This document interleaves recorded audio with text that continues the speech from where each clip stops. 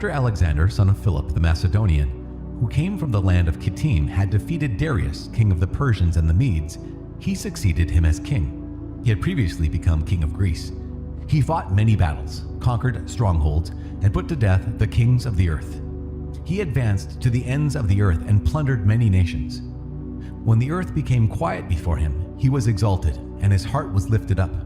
He gathered a very strong army and ruled over countries, nations, and princes, and they became tributary to him. After this, he fell sick and perceived that he was dying. So he summoned his most honored officers who had been brought up with him from youth and divided his kingdom among them while he was still alive. And after Alexander had reigned 12 years, he died.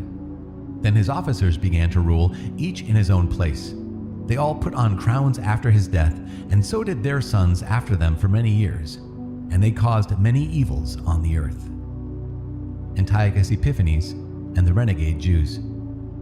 From them came forth a sinful root, Antiochus Epiphanes, son of Antiochus the king. He had been a hostage in Rome. He began to reign in the 137th year of the kingdom of the Greeks. In those days, lawless men came forth from Israel and misled many, saying, "Let us go and make a covenant with the Gentiles round about us, for since we separated from them, many evils have come upon us." This proposal pleased them, and some of the people eagerly went to the king. He authorized them to observe the ordinances of the Gentiles, so they built a gymnasium in Jerusalem according to Gentile custom, and removed the marks of circumcision, and abandoned the Holy Covenant. They joined with the Gentiles and sold themselves to do evil. Antiochus in Egypt. When Antiochus saw that his kingdom was established, he determined to become king of the land of Egypt, that he might reign over both kingdoms. So he invaded Egypt with a strong force, with chariots and elephants and cavalry, and with a large fleet. He engaged Ptolemy, king of Egypt, in battle, and Ptolemy turned and fled before him, and many were wounded and fell. And he captured the fortified cities in the land of Egypt, and he plundered the land of Egypt. Persecution of the Jews.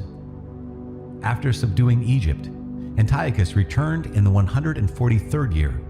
He went up against Israel and came to Jerusalem with a strong force. He arrogantly entered the sanctuary and took the golden altar, the lampstand for the light, and all its utensils. He took also the table for the bread of the presence, the cups for drink offerings, the bowls, the golden censers, the curtain, the crowns, and the golden decoration on the front of the temple. He stripped it all off. He took the silver and the gold, and the costly vessels. He took also the hidden treasures which he found. Taking them all, he departed to his own land. He committed deeds of murder, and spoke with great arrogance. Israel mourned deeply in every community. Rulers and elders groaned. Maidens and young men became faint. The beauty of women faded. Every bridegroom took up the lament. She who sat in the bridal chamber was mourning. Even the land shook for its inhabitants, and all the house of Jacob was clothed with shame. Occupation of Jerusalem. 2 years later, the king sent to the cities of Judah a chief collector of tribute, and he came to Jerusalem with a large force. Deceitfully, he spoke peaceable words to them, and they believed him. But he suddenly fell upon the city, dealt it a severe blow, and destroyed many people of Israel. He plundered the city, burned it with fire, and tore down its houses and its surrounding walls. And they took captive the women and children, and seized the cattle. Then they fortified the city of David with a great strong wall and strong towers, and it became their citadel. And he stationed there a sinful people, lawless men. These strengthened their position. They stored up arms and food, and collecting the spoils of Jerusalem, they stored them there, and became a great snare. It became an ambush against the sanctuary, an evil adversary of Israel continually. On every side of the sanctuary they shed innocent blood. They even defiled the sanctuary. Because of them, the residents of Jerusalem fled. She became a dwelling of strangers. She became strange to her offspring, and her children forsook her. Her sanctuary became desolate as a desert. Her feasts were turned into mourning, her Sabbaths into a reproach, her honor into contempt. Her dishonor now grew as great as her glory. her exaltation was turned into mourning. Installation of Gentile cults. Then the king wrote to his whole kingdom that all should be one people and that each should give up his customs. All the Gentiles accepted the command of the king. Many, even from Israel, gladly adopted his religion. They sacrificed to idols and profaned the Sabbath. And the king sent letters by messengers to Jerusalem and the cities of Judah. He directed them to follow the customs strange to the land, to forbid burnt offerings and sacrifices and drink offerings in the sanctuary, to profane Sabbaths and feasts, to defile the sanctuary and the priests, to build altars and sacred precincts and shrines for idols, to sacrifice swine and unclean animals, and to leave their sons uncircumcised. They were to make themselves abominable by everything unclean and profane, so that they should forget the law and change all the ordinances. And whoever does not obey the command of the king shall die. In such words he wrote to his whole kingdom. And he appointed inspectors over all the people and commanded the cities of Judah to offer sacrifice city by city. Many of the people, everyone who forsook the law, joined them, and they did evil in the land. They drove Israel into hiding in every place of refuge they had. Now, on the 15th day of Chislev, in the 145th year, they erected a desolating sacrilege upon the altar of burnt offering. They also built altars in the surrounding cities of Judah and burned incense at the doors of the houses and in the streets. The books of the law which they found they tore to pieces and burned with fire. Where the book of the covenant was found in the possession of anyone, or if anyone adhered to the law, the decree of the king condemned him to death. They kept using violence against Israel, against those found month after month in the cities. And on the 25th day of the month, they offered sacrifice on the altar which was upon the altar of burnt offering. According to the decree, they put to death the women who had their children circumcised and their families and those who circumcised them. And they hung the infants from their mothers' necks. But many in Israel stood firm and were resolved in their hearts not to eat unclean food. They chose to die rather than to be defiled by food or to profane the holy covenant. And they did die, and very great wrath came upon Israel. Chapter 2. Mattathias and his sons. In those days, Mattathias, the son of John, son of Simeon, a priest of the sons of Jorib, moved from Jerusalem and settled in Modin. He had 5 sons: John, surnamed Gabbai, Simon, called Thasai, Judas, called Maccabees, Eleazar, called Avaron, and Jonathan, called Aphus. He saw the blasphemies being committed in Judah and Jerusalem and said, "Alas, why was I born to see this, the ruin of my people, the ruin of the holy city, and to dwell there when it was given over to the enemy, the sanctuary given over to aliens? Her temple has become like a man without honor. Her glorious vessels have been carried into captivity. Her infants have been killed in her streets, her youths by the sword of the foe. What nation has not inherited her palaces and has not seized her spoils? All her adornment has been taken away. No longer free, she has become a slave. And behold, our holy place, our beauty, and our glory have been laid waste. The Gentiles have profaned it. Why should we live any longer?" And Mattathias and his sons tore their clothes, put on sackcloth, and mourned greatly. Pagan worship refused. Then the king's officers, who were enforcing the apostasy, came to the city of Modin to make them offer sacrifice. Many from Israel came to them, and Mattathias and his sons were assembled. Then the king's officers spoke to Mattathias as follows: "You are a leader, honored and great in this city, and supported by sons and brothers. Now, be the first to come and do what the king commands, as all the Gentiles and the men of Judah and those that are left in Jerusalem have done. Then you and your sons will be numbered among the friends of the king, and you and your sons will be honored with silver and gold and many gifts." But Mattathias answered and said in a loud voice, "Even if all the nations that live under the rule of the king obey him, and have chosen to do his commandments, departing each one from the religion of his fathers, yet I and my sons and my brothers will live by the covenant of our fathers. Far be it from us to desert the law and the ordinances. We will not obey the king's words by turning aside from our religion to the right hand or to the left." When he had finished speaking these words, a Jew came forward in the sight of all to offer sacrifice upon the altar in Modin according to the king's command. When Mattathias saw it, he burned with zeal and his heart was stirred. He gave vent to righteous anger. He ran and killed him upon the altar. At the same time, he killed the king's officer who was forcing them to sacrifice, and he tore down the altar. Thus he burned with zeal for the laws, as Phinehas did against Zimri, the son of Salu. Then Mattathias cried out in the city with a loud voice, saying, "Let everyone who is zealous for the law and supports the covenant come out with me." And he and his sons fled to the hills and left all that they had in the city. Then many who were seeking righteousness and justice went down to the wilderness to dwell there, they, their sons, their wives, and their cattle, because evils pressed heavily upon them. And it was reported to the king's officers and to the troops in Jerusalem, the city of David, that men who had rejected the king's command had gone down to the hiding places in the wilderness. Many pursued them and overtook them. They encamped opposite them and prepared for battle against them on the Sabbath day. And they said to them, "Enough of this, come out and do what the king commands, and you will live." But they said, "We will not come out, nor will we do what the king commands and so profane the Sabbath day." Then the enemy hastened to attack them, but they did not answer them or hurl a stone at them or block up their hiding places, for they said, "Let us all die in our innocence. Heaven and earth testify for us that you are killing us unjustly."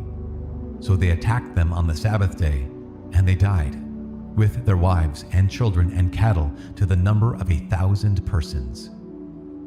When Mattathias and his friends learned of it, they mourned for them deeply, and each said to his neighbor, "If we all do as our brethren have done and refuse to fight with the Gentiles for our lives and for our ordinances, they will quickly destroy us from the earth." So they made this decision that day: "Let us fight against every man who comes to attack us on the Sabbath day. Let us not all die as our brethren died in their hiding places." Counterattack. Then there united with them a company of Hasidians, mighty warriors of Israel, everyone who offered himself willingly for the law. And all who became fugitives to escape their troubles joined them and reinforced them. They organized an army and struck down sinners in their anger and lawless men in their wrath. The survivors fled to the Gentiles for safety, and Mattathias and his friends went about and tore down the altars. They forcibly circumcised all the uncircumcised boys they found within the borders of Israel. They hunted down the arrogant men, and the work prospered in their hands. They rescued the law out of the hands of the Gentiles and kings, and they never let the sinner gain the upper hand. Last words of Mattathias. Now, the days drew near for Mattathias to die, and he said to his sons, "Arrogance and reproach have now become strong. It is a time of ruin and furious anger. Now, my children, show zeal for the law and give your lives for the covenant of our fathers. Remember the deeds of our fathers, which they did in their generations, and received great honor and an everlasting name. Was not Abraham found faithful when tested, and it was reckoned to him as righteousness? Joseph, in the time of his distress, kept the commandment and became Lord of Egypt. Phinehas, our father, because he was deeply zealous, received the covenant of everlasting priesthood. Joshua, because he fulfilled the command, became a judge in Israel. Caleb, because he testified in the assembly, received an inheritance in the land. David, because he was merciful, inherited the throne of the kingdom forever. Elijah, because of great zeal for the law, was taken up into heaven. Hananiah, Azariah, and Mishael believed and were saved from the flame. Daniel, because of his innocence, was delivered from the mouth of the lions. And so observe from generation to generation that none who put their trust in him will lack strength. Do not fear the words of a sinner, for his splendor will turn into dung and worms. Today he will be exalted, but tomorrow he will not be found, because he has returned to the dust and his plans will perish. My children, be courageous and grow strong in the law, for by it you will gain honor. Now behold, I know that Simeon, your brother, is wise in counsel. Always listen to him. He shall be your father. Judas Maccabeus has been a mighty warrior from his youth. He shall command the army for you and fight the battle against the peoples. You shall rally about you all who observe the law and avenge the wrong done to your people. Pay back the Gentiles in full and heed what the law commands." Then he blessed them and was gathered to his fathers. He died in the 146th year and was buried in the tomb of his fathers at Modin. And all Israel mourned for him with great lamentation.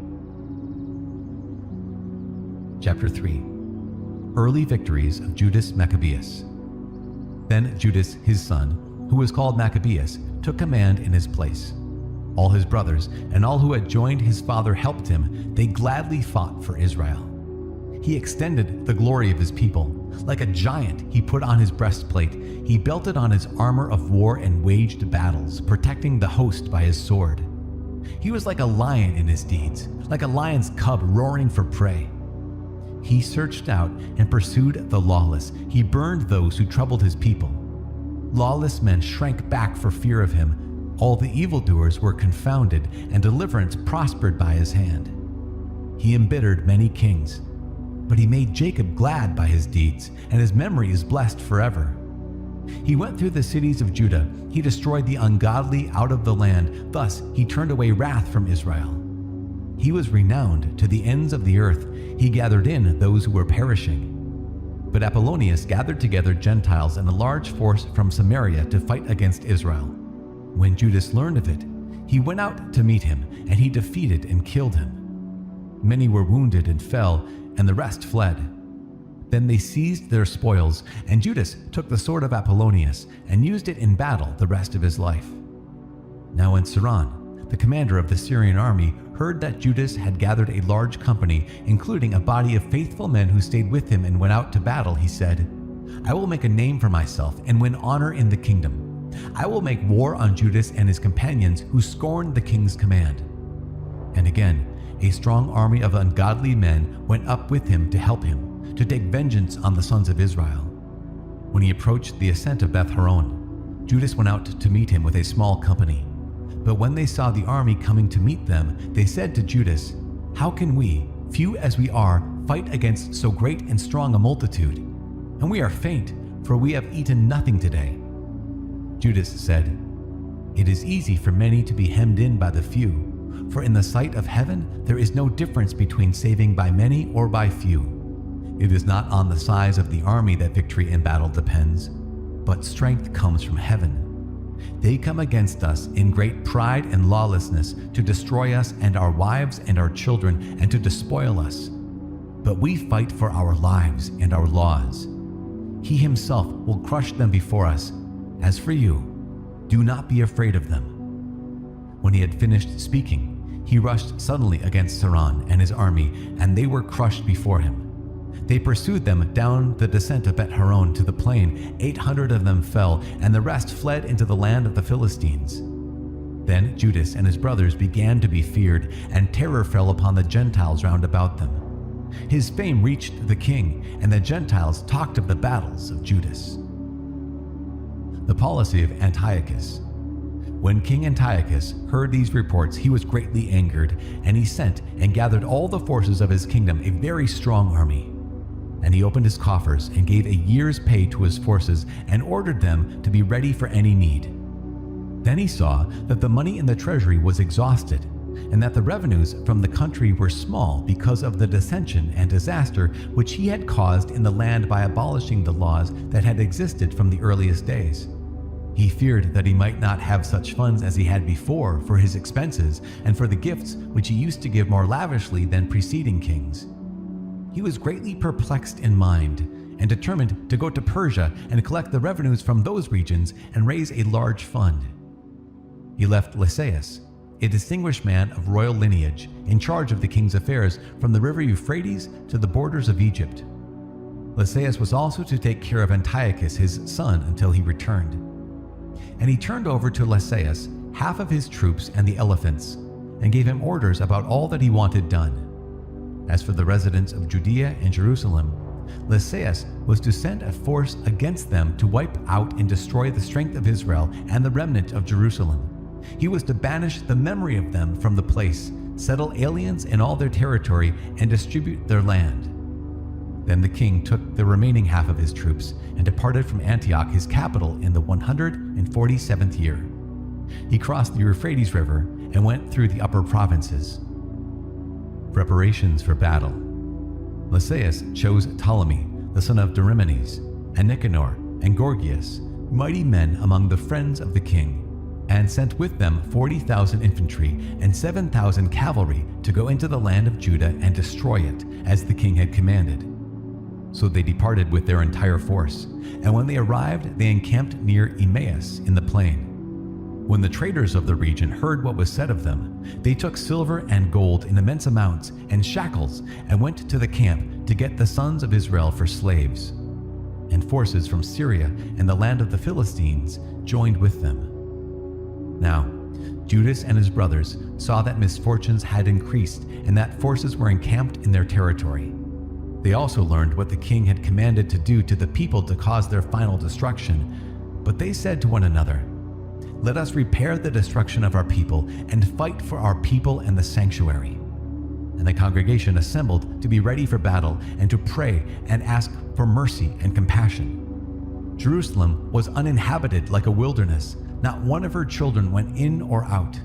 The sanctuary was trampled down, and the sons of aliens held the citadel.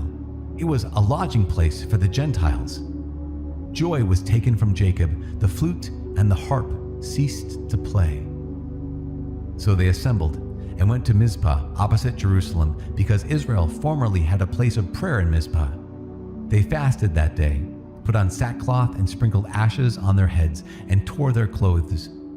And they opened the book of the law to inquire into those matters about which the Gentiles were consulting the images of their idols. They also brought the garments of the priesthood and the first fruits and the tithes, and they stirred up the Nazarites who had completed their days, and they cried aloud to heaven, saying, "What shall we do with these? Where shall we take them? Your sanctuary is trampled down and profaned, and your priests mourn in humiliation. And behold, the Gentiles are assembled against us to destroy us. You know what they plot against us. How will we be able to withstand them if you do not help us?" Then they sounded the trumpets and gave a loud shout. After this, Judas appointed leaders of the people in charge of thousands and hundreds and fifties and tens.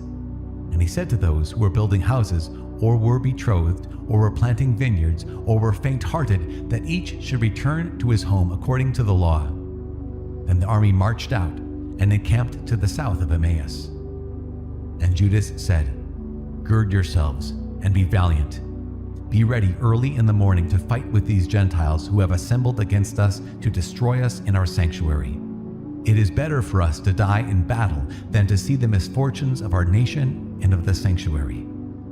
But as his will in heaven may be, so he will do."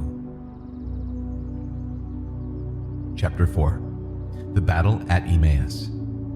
Now Gorgias took 5,000 infantry and 1,000 picked cavalry, and this division moved out by night to fall upon the camp of the Jews and attack them suddenly. Men from the citadel were his guides, but Judas heard of it, and he and his mighty men moved out to attack the king's force in Emmaus while the division was still absent from the camp. When Gorgias entered the camp of Judas by night, he found no one there, so he looked for them in the hills, because he said, "These men are fleeing from us."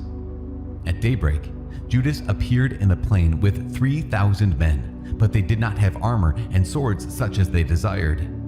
And they saw the camp of the Gentiles strong and fortified, with cavalry round about it. And these men were trained in war. But Judas said to the men who were with him, "Do not fear their numbers, or be afraid when they charge. Remember how our fathers were saved at the Red Sea, when Pharaoh with his forces pursued them. And now let us cry to heaven to see whether he will favor us and remember his covenant with our fathers and crush this army before us today. Then all the Gentiles will know that there is one who redeems and saves Israel." When the foreigners looked up and saw them coming against them, they went forth from their camp to battle. Then the men with Judas blew their trumpets and engaged in battle. The Gentiles were crushed and fled into the plain, and all those in the rear fell by the sword. They pursued them to Gezerah, and to the plains of Idumea, and to Azotus and Jamnia, and 3,000 of them fell. Then Judas and his force turned back from pursuing them, and he said to the people, "Do not be greedy for plunder, for there is a battle before us. Gorgias and his force are near us in the hills. But stand now against our enemies and fight them, and afterward seize the plunder boldly." Just as Judas was finishing this speech, a detachment appeared, coming out of the hills. They saw that their army had been put to flight, and that the Jews were burning the camp, for the smoke that was seen showed what had happened. When they perceived this, they were greatly frightened. And when they also saw the army of Judas draw up in the plain for battle, they all fled into the land of the Philistines.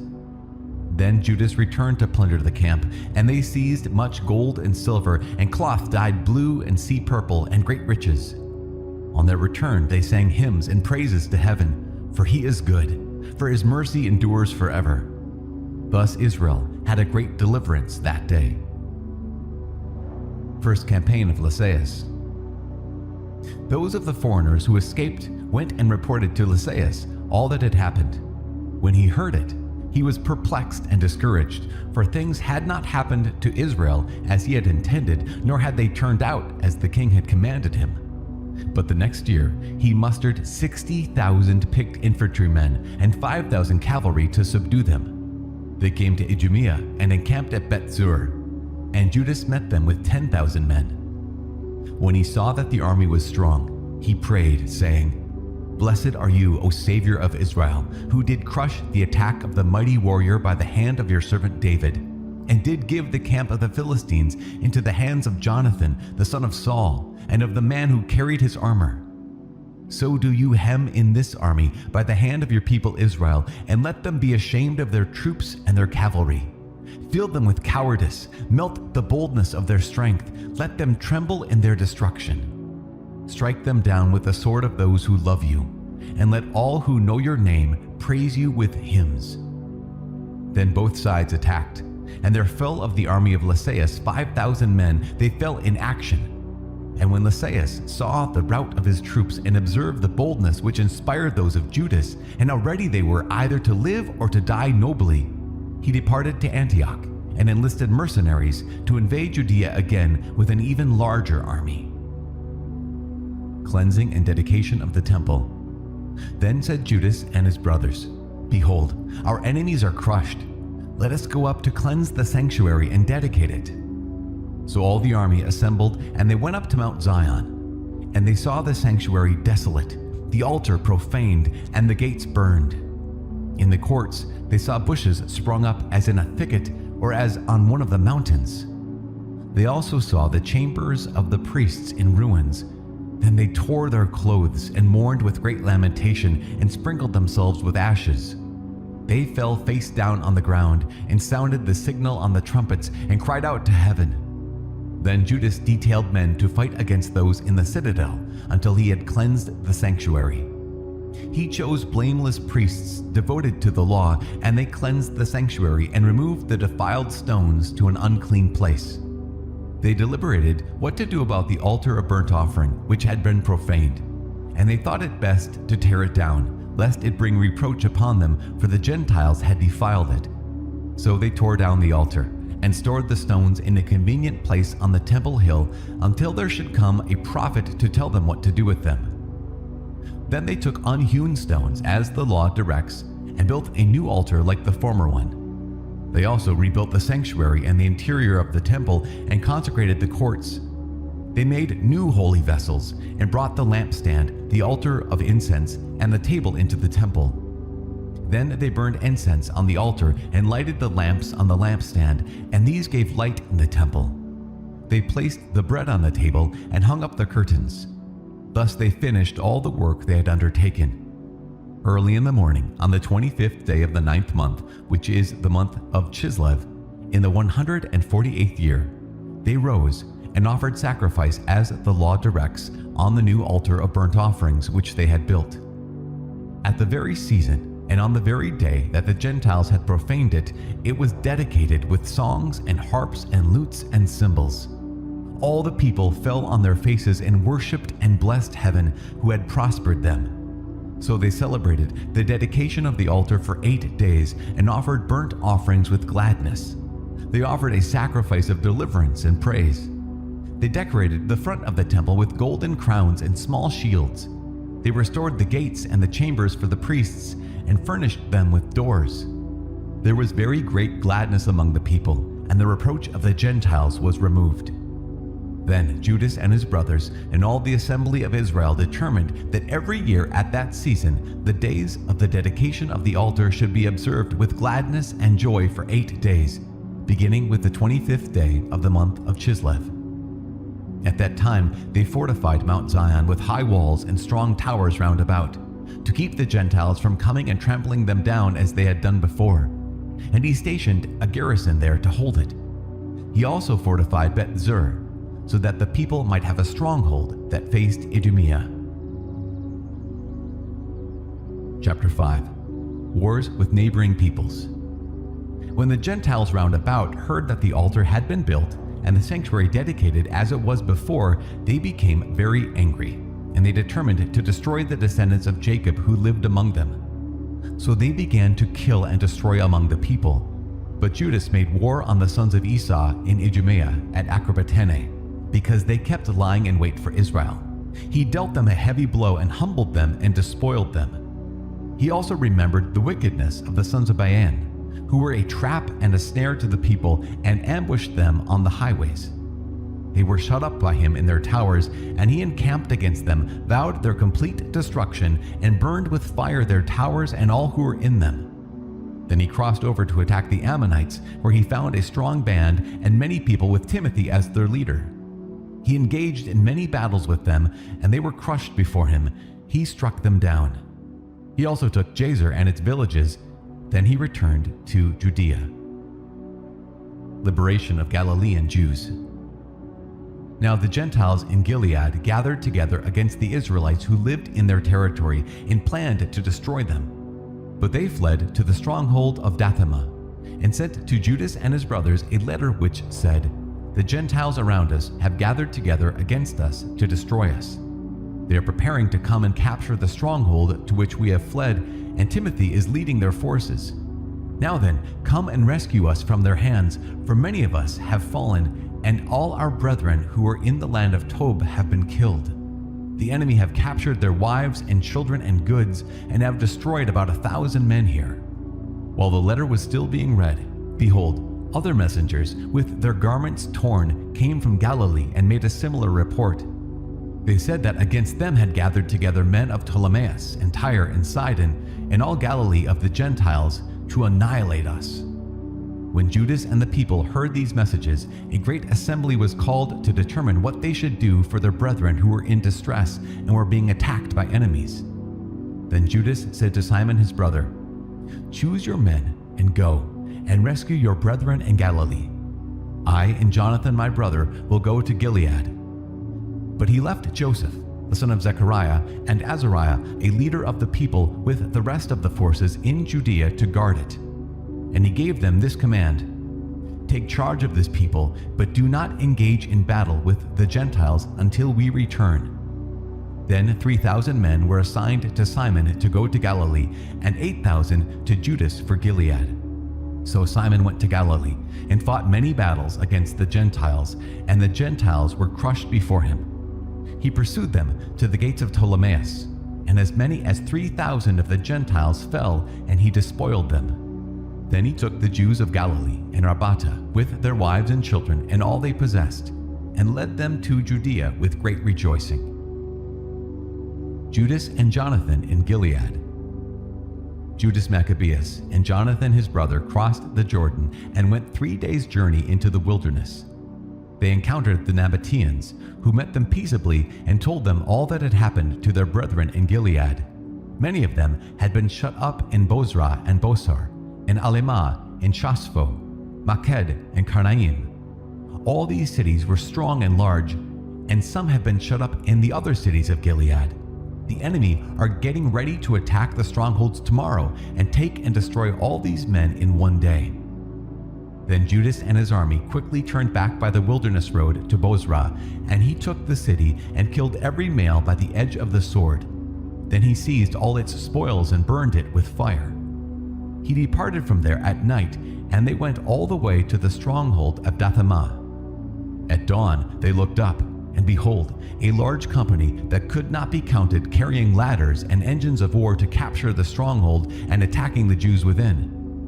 So Judas saw that the battle had begun, and that the cry of the city went up to heaven with trumpets and loud shouts. And he said to the men of his forces, "Fight today for your brethren." Then he came up behind them in 3 companies, who sounded their trumpets and cried aloud in prayer. And when the army of Timothy realized that it was Maccabees, they fled before him, and he dealt them a heavy blow. As many as 8,000 of them fell that day. Next, he turned aside to Alemah, and fought against it and took it. And he killed every male in it, plundered it, and burned it with fire. From there he marched on and took Chaspho, Maked, and Bosar, and the other cities of Gilead. After these things, Timothy gathered another army and encamped opposite Raphon on the other side of the stream. Judas sent men to spy out the camp, and they reported to him, "All the Gentiles around us have gathered to him. It is a very large force. They also have hired Arabs to help them, and they are encamped across the stream, ready to come and fight against you." And Judas went to meet them. Now, as Judas and his army drew near to the stream of water, Timothy said to the officers of his forces, "If he crosses over to us first, we will not be able to resist him, for he will surely defeat us. But if he shows fear and camps on the other side of the river, we will cross over to him and defeat him." When Judas approached the stream of water, he stationed the scribes of the people at the stream and gave them this command: "Permit no man to encamp, but make them all enter the battle." Then he crossed over against them first, and the whole army followed him. All the Gentiles were defeated before him, and they threw away their arms and fled into the sacred precincts of Karnaim. But he took the city and burned the sacred precincts with fire, together with all who were in them. Thus Karnaim was conquered. They could stand before Judas no longer. The return to Jerusalem. Then Judas gathered together all the Israelites in Gilead, the small and the great, with their wives and children and goods, a very large company, to go to the land of Judah. So they came to Ephron. This was a large and very strong city on the road, and they could not go round it to the right or to the left. They had to go through it. But the men of the city shut them out and blocked up the gates with stones. And Judas sent them this friendly message: "Let us pass through your land to get to our land. No one will do you harm. We will simply pass by on foot." But they refused to open to him. Then Judas ordered proclamation to be made to the army that each should encamp where he was. So the men of the forces encamped, and he fought against the city all that day and all the night, and the city was delivered into his hands. He destroyed every male by the edge of the sword and razed and plundered the city. Then he passed through the city over the slain. And they crossed the Jordan into the large plain before Bet-shan. And Judas kept rallying the laggards and encouraging the people all the way till he came to the land of Judah. So they went up to Mount Zion with gladness and joy and offered burnt offerings, because not one of them had fallen before they returned in safety.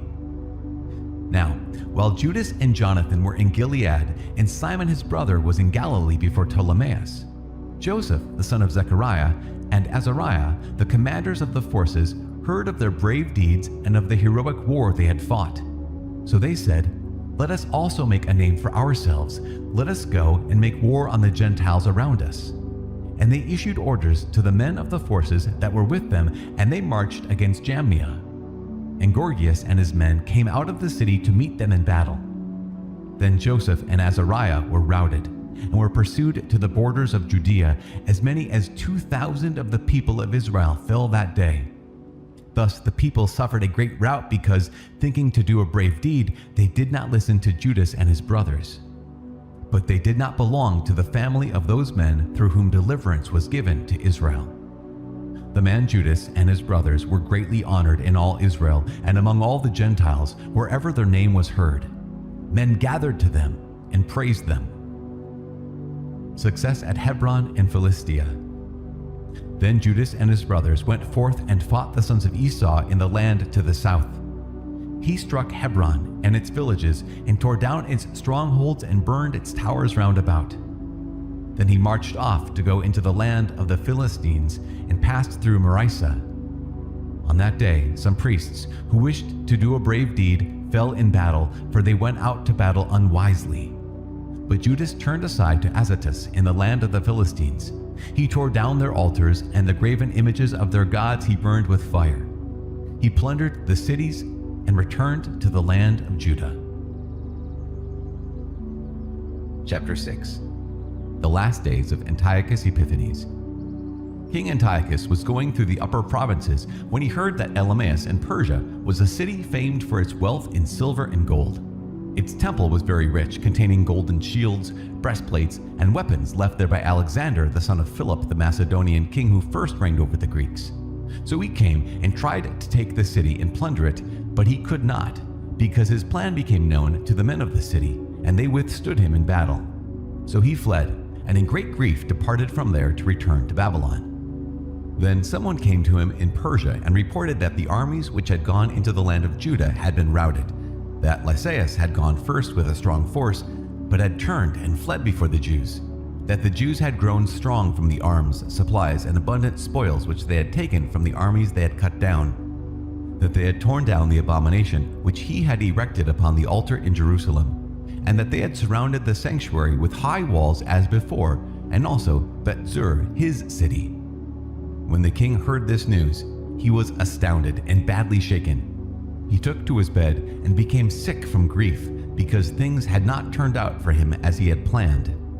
He lay there for many days, because deep grief continually gripped him, and he concluded that he was dying. So he called all his friends and said to them, "Sleep departs from my eyes, and I am downhearted with worry. I said to myself, to what distress I have come, and into what a great flood I now am plunged. For I was kind and beloved in my power. But now I remember the evils I did in Jerusalem. I seized all her vessels of silver and gold, and I sent to destroy the inhabitants of Judah without good reason. I know that it is because of this that these evils have come upon me, and behold, I am perishing of deep grief in a strange land." Then he called for Philip, one of his friends, and made him ruler over all his kingdom. He gave him the crown and his robe and the signet, that he might guide Antiochus his son and bring him up to be king. Thus Antiochus the king died there in the 149th year. And when Lysias learned that the king was dead, he set up Antiochus the king's son to reign. Lysias had brought him up as a boy, and he named him Eupator. Renewed attacks from Syria. Now the men in the citadel kept hemming Israel in around the sanctuary. They were trying in every way to harm them and strengthen the Gentiles. So Judas decided to destroy them and assembled all the people to besiege them. They gathered together and besieged the citadel in the 150th year, and he built siege towers and other engines of war. But some of the garrison escaped from the siege, and some of the ungodly Israelites joined them. They went to the king and said, "How long will you fail to do justice and to avenge our brethren? We were happy to serve your father, to live by what he said, and to follow his commands. For this reason, the sons of our people besieged the citadel and became hostile to us. Moreover, they have put to death as many of us as they have caught, and they have seized our inheritances. And not against us alone have they stretched out their hands, but also against all the lands on their borders. And behold, today they have encamped against the citadel in Jerusalem to take it. They have fortified both the sanctuary and Bet-zur. And unless you quickly prevent them, they will do still greater things, and you will not be able to stop them." The king was enraged when he heard this. He assembled all his friends, the commanders of his forces, and those in authority. And mercenary forces came to him from other kingdoms and from islands of the seas. The number of his forces was 100,000 foot soldiers, 20,000 horsemen, and 32 elephants accustomed to war. They came from Idumea and encamped against Bet-zur, and for many days they fought and built engines of war. But the Jews sallied out and burned these with fire, and fought manfully. the battle at Bet Zechariah. Then Judas marched away from the citadel and encamped at Bet Zechariah, opposite the camp of the king. Early in the morning, the king rose and took his army by a forced march along the road to Bet Zechariah, and his troops made ready for battle and sounded their trumpets. They showed the elephants the juice of grapes and mulberries to arouse them for battle, and they distributed the beasts along the phalanxes. With each elephant they stationed 1,000 men armed with coats of mail and with brass helmets on their heads, and 500 picked horsemen were assigned to each beast. These took their position beforehand wherever the beast was. Wherever it went, they went with it, and they never left it. And upon the elephants were wooden towers, strong and covered. They were fastened upon each beast by special harness, and upon each were 4 armed men who fought from there, and also its Indian driver. The rest of the horsemen were stationed on either side on the 2 flanks of the army to harass the enemy while being themselves protected by the phalanxes. When the sun shone upon the shields of gold and brass, the hills were ablaze with them and gleamed like flaming torches. Now a part of the king's army was spread out on the high hills, and some troops were on the plain, and they advanced steadily and in good order. All who heard the noise made by their multitude, by the marching of the multitude, and the clanking of their arms trembled, for the army was very large and strong. But Judas and his army advanced to the battle, and 600 men of the king's army fell. And Eleazar, called Avaran, saw that one of the beasts was equipped with royal armor. It was taller than all the others, and he supposed that the king was upon it. So he gave his life to save his people and to win for himself an everlasting name. He courageously ran into the midst of the phalanx to reach it. He killed men right and left, and they parted before him on both sides. He got under the elephant, stabbed it from beneath, and killed it. But it fell to the ground upon him, and there he died. And when the Jews saw the royal might and the fierce attack of the forces, they turned away in flight. The soldiers of the king's army went up to Jerusalem against them, and the king encamped in Judea and at Mount Zion. He made peace with the men of Betzur, and they evacuated the city because they had no provisions there to withstand a siege, since it was a sabbatical year for the land. So the king took Betzur and stationed a guard there to hold it. Then he encamped before the sanctuary for many days. He set up siege towers, engines of war to throw fire and stones, machines to shoot arrows and catapults. The Jews also made engines of war to match theirs and fought for many days. But they had no food in storage because it was the 7th year. Those who found safety in Judea from the Gentiles had consumed the last of the stores. Few men were left in the sanctuary because famine had prevailed over the rest, and they had been scattered, each to his own place. Syria offers terms. Then Lysias heard that Philip, whom King Antiochus, while still living, had appointed to bring up Antiochus his son to be king, had returned from Persia and Media with the forces that had gone with the king, and that he was trying to seize control of the government. So he quickly gave orders to depart, and said to the king, to the commanders of the forces, and to the men, "We daily grow weaker. Our food supply is scant. The place against which we are fighting is strong, and the affairs of the kingdom press urgently upon us. Now then, let us come to terms with these men and make peace with them and with all their nation, and agree to let them live by their laws as they did before. For it was on account of their laws which we abolished that they became angry and did all these things." The speech pleased the king and the commanders, and he sent to the Jews an offer of peace, and they accepted it. So the king and the commanders gave them their oath. On these conditions, the Jews evacuated the stronghold. But when the king entered Mount Zion and saw what a strong fortress the place was, he broke the oath he had sworn and gave orders to tear down the wall all around. Then he departed with haste and returned to Antioch. He found Philip in control of the city, but he fought against him and took the city by force. Chapter 7. Expedition of Bacchides and Alcmene. In the 151st year, Demetrius, the son of Seleucus, set forth from Rome, sailed with a few men to a city by the sea, and there began to reign. As he was entering the royal palace of his fathers, the army seized Antiochus and Lysias to bring them to him. But when this act became known to him, he said, "Do not let me see their faces." So the army killed them, and Demetrius took his seat upon the throne of his kingdom. Then there came to him all the lawless and ungodly men of Israel. They were led by Alchemus, who wanted to be high priest. And they brought to the king this accusation against the people: Judas and his brothers have destroyed all your friends and have driven us out of our land.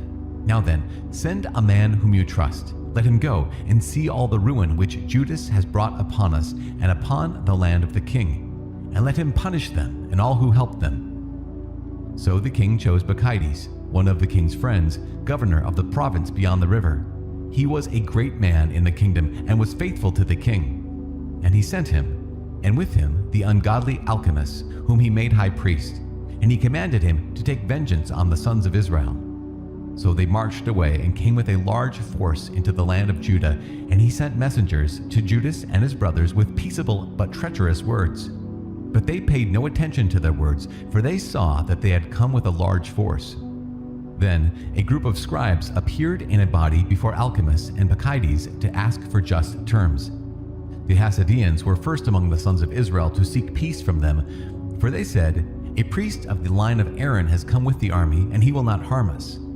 And he spoke peaceable words to them, and swore this oath to them: "We will not seek to injure you or your friends." So they trusted him. But he seized 60 of them and killed them in one day, in accordance with the word which was written, "The flesh of your saints and their blood they poured out round about Jerusalem, and there was none to bury them." Then the fear and dread of them fell upon all the people, for they said, "There is no truth or justice in them, for they have violated the agreement and the oath which they swore." Then Bacchides departed from Jerusalem and encamped in Bethsaida.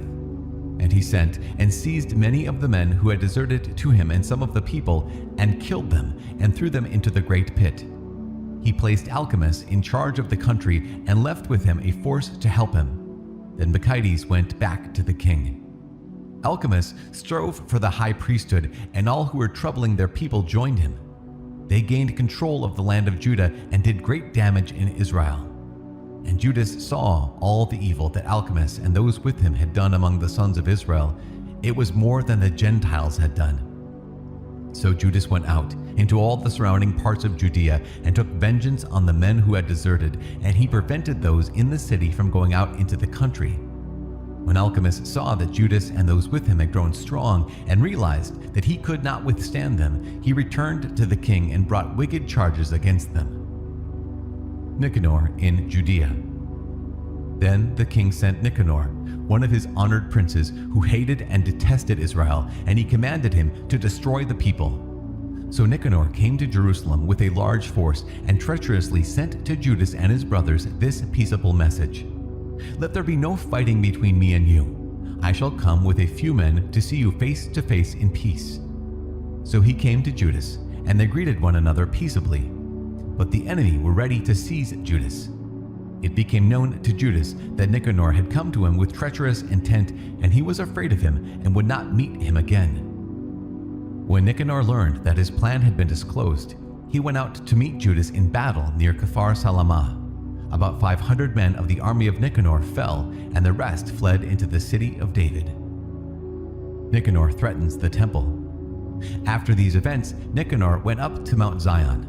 Some of the priests came out of the sanctuary, and some of the elders of the people, to greet him peaceably and to show him the burnt offering that was being offered for the king.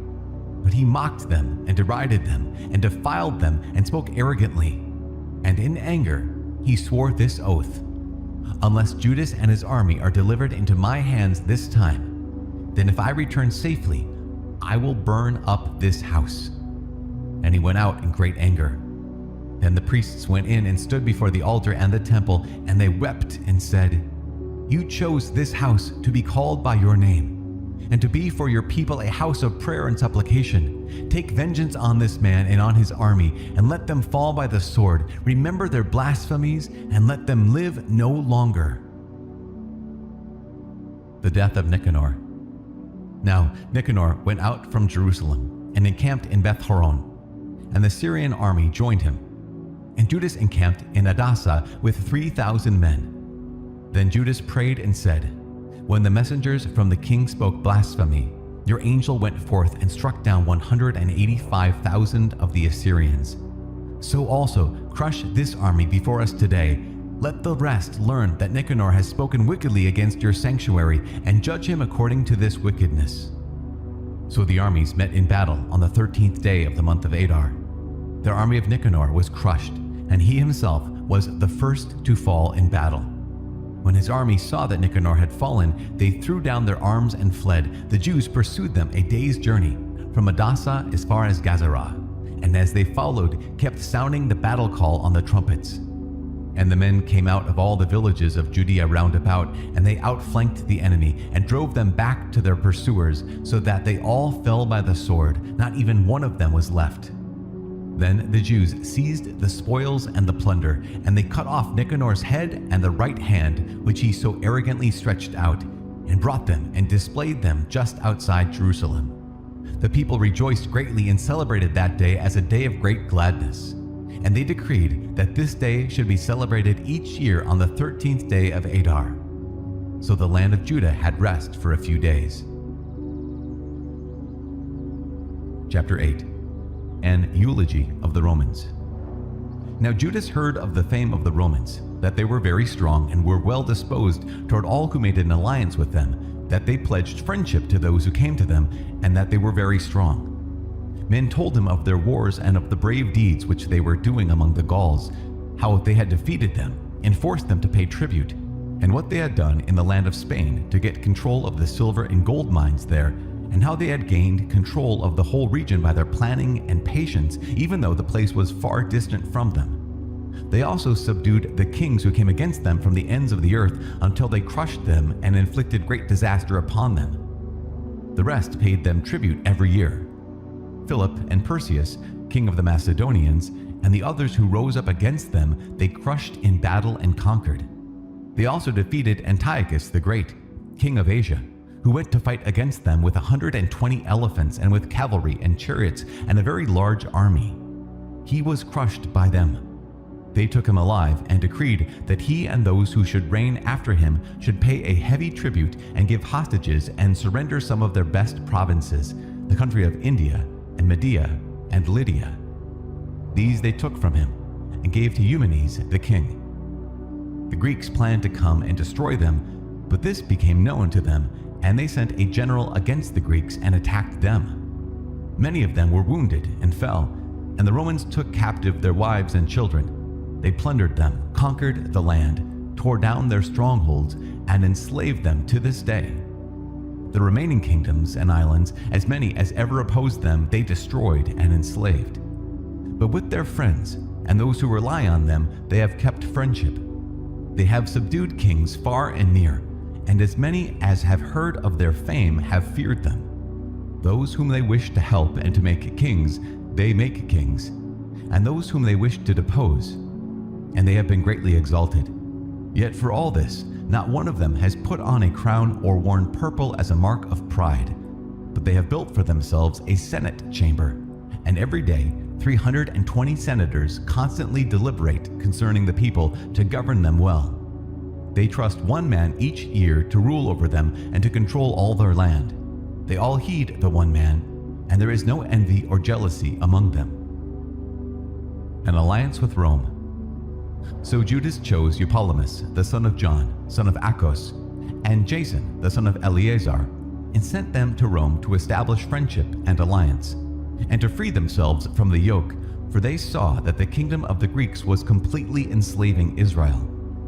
They went to Rome, a very long journey, and they entered the Senate chamber and spoke as follows: Judas, who is also called Maccabees, and his brothers, and the people of the Jews have sent us to you to establish alliance and peace with you, that we may be enrolled as your allies and friends.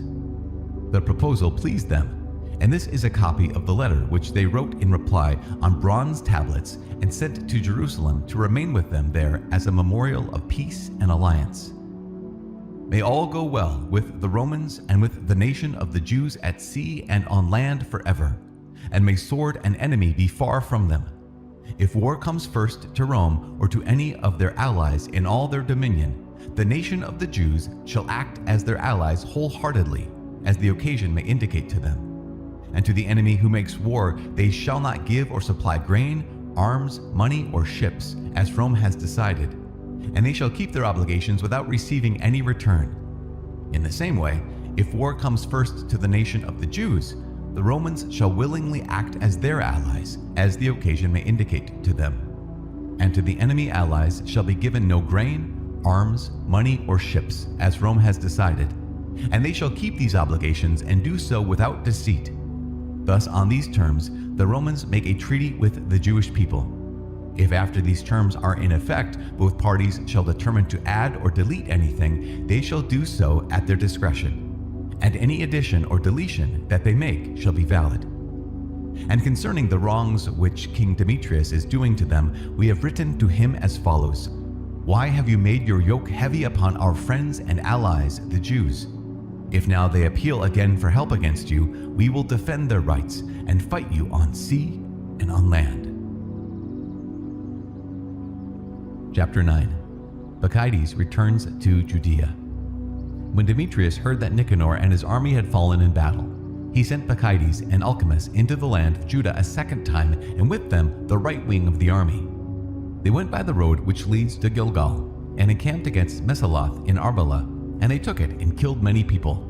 In the first month of the 152nd year, they encamped against Jerusalem. Then they marched off and went to Berea with 20,000 foot soldiers and 2,000 cavalry. Now Judas was encamped in Elasa, and with him were 3,000 picked men. When they saw the huge number of the enemy forces, they were greatly frightened, and many slipped away from the camp, until no more than 800 of them were left. When Judas saw that his army had slipped away and the battle was imminent, he was crushed in spirit, for he had no time to assemble them. He became faint, but he said to those who were left, "Let us rise and go up against our enemies. We may be able to fight them." But they tried to dissuade him, saying, "We are not able. Let us rather save our own lives now, and let us come back with our brethren and fight them. We are too few." But Judas said, "Far be it from us to do such a thing as to flee from them. If our time has come, let us die bravely for our brethren, and leave no cause to question our honor." The last battle of Judas. Then the army of Bacchides marched out from the camp and took its stand for the encounter. The cavalry was divided into 2 companies, and the slingers and the archers went ahead of the army, as did all the chief warriors. Bacchides was on the right wing, flanked by the 2 companies. The phalanx advanced to the sound of the trumpets, and the men with Judas also blew their trumpets. The earth was shaken by the noise of the armies, and the battle raged from morning till evening. Judas saw that Bacchides and the strength of his army were on the right. Then all the stout-hearted men went with him, and they crushed the right wing, and he pursued them as far as Mount Azotus. When those on the left wing saw that the right wing was crushed, they turned and followed close behind Judas and his men.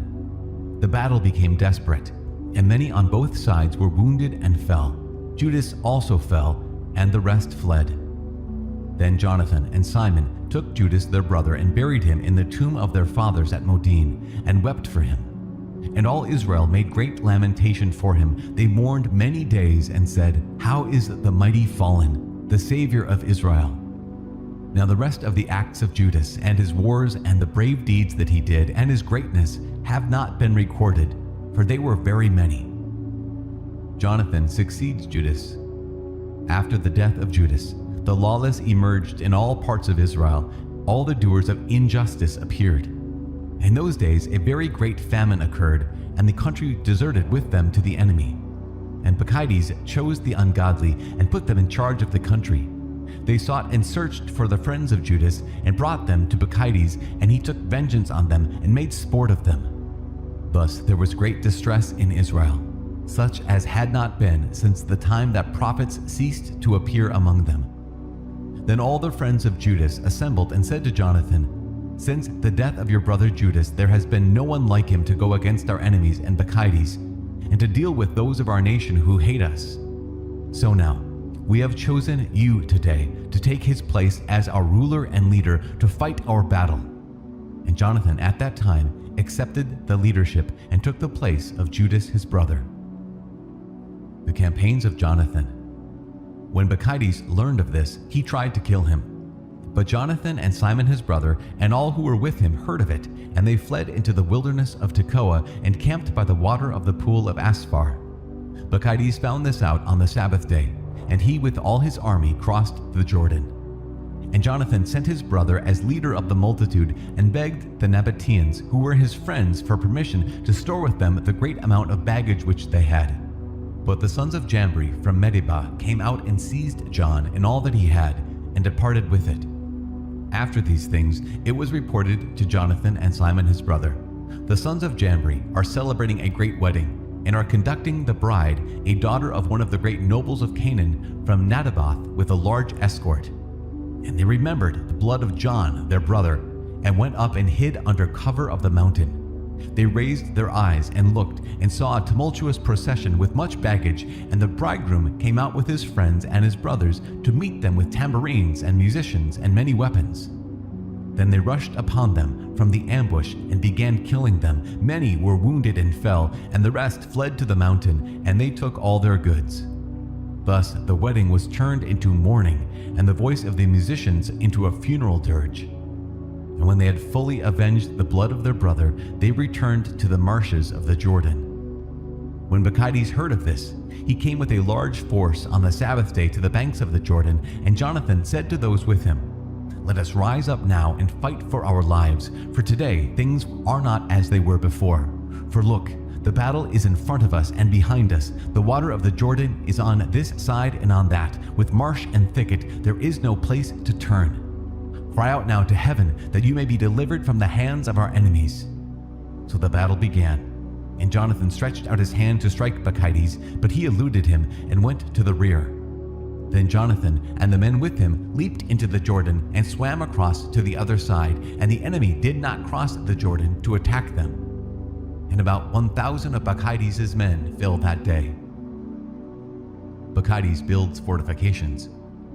Bacchides then returned to Jerusalem and built strong cities in Judea, the fortress of Jericho and Emmaus, and Beth-horon, and Bethel, and Timnath, and Pirathon, and Taphon, with high walls and gates and bars. And he placed garrisons in them to harass Israel. He also fortified the city of Bethzur, and Gezerah, and the citadel, and in them he put troops and stores of food. And he took the sons of the leading men of the land as hostages and put them under guard in the citadel at Jerusalem. In the 153rd year, in the 2nd month, Alchemus gave orders to tear down the wall of the inner court of the sanctuary. He tore down the work of the prophets. But he only began to tear it down, for at that time Alchemus was stricken and his work was hindered. His mouth was stopped and he was paralyzed, so that he could no longer say a word or give commands concerning his house. And Alchemus died at that time in great agony. When Bacchides saw that Alchemus was dead, he returned to the king, and the land of Judah had rest for 2 years. The end of the war. Then all the lawless plotted and said, "See, Jonathan and his men are living in quiet and confidence. So now let us bring Bacchides back, and he will capture them all in one night." So they went and consulted with him. He started to come with a large force and secretly sent letters to all his allies in Judea, telling them to seize Jonathan and his men, but they were unable to do it because their plan became known. And Jonathan's men seized about 50 of the men of the country who were leaders in this treachery and killed them. Then Jonathan with his men and Simon withdrew to Beth-Bassi in the wilderness. He rebuilt the parts of it that had been demolished, and they fortified it.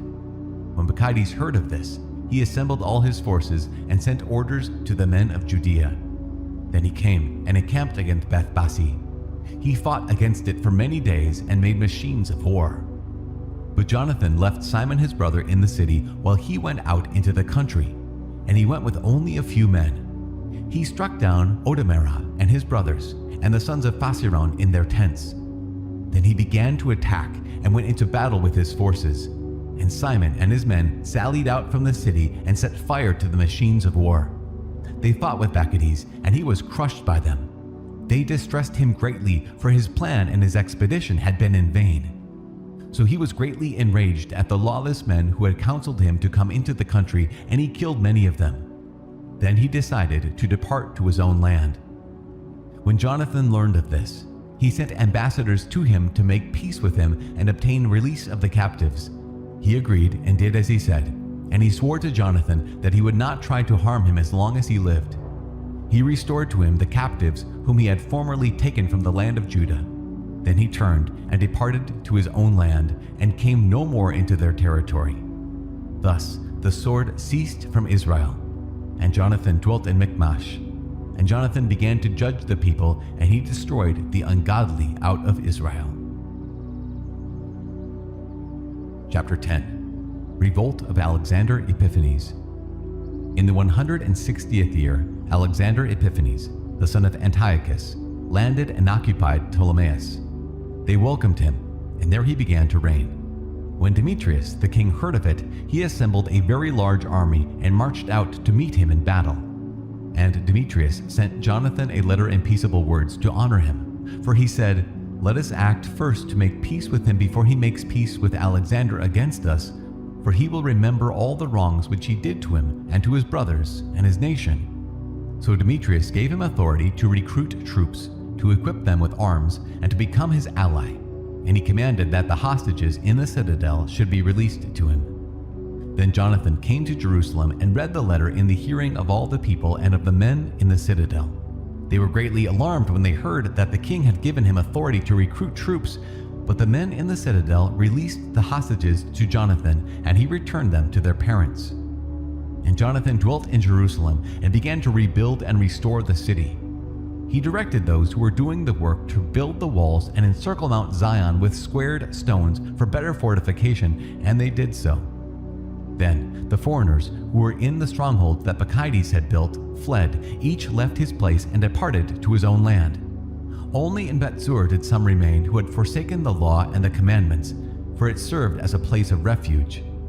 Now Alexander the king heard of all the promises which Demetrius had sent to Jonathan, and men told him of the battles that Jonathan and his brothers had fought, of the brave deeds that they had done, and of the troubles that they had endured. So he said, "Shall we find another such man? Come now, we will make him our friend and ally." And he wrote a letter and sent it to him in the following words: Jonathan becomes high priest. King Alexander, to his brother Jonathan, greeting. We have heard about you, that you are a mighty warrior and worthy to be our friend. And so we have appointed you today to be the high priest of your nation. You are to be called the king's friend. And he sent to him a purple robe and a golden crown. And you are to take our side and keep friendship with us. Demetrius writes to Jonathan.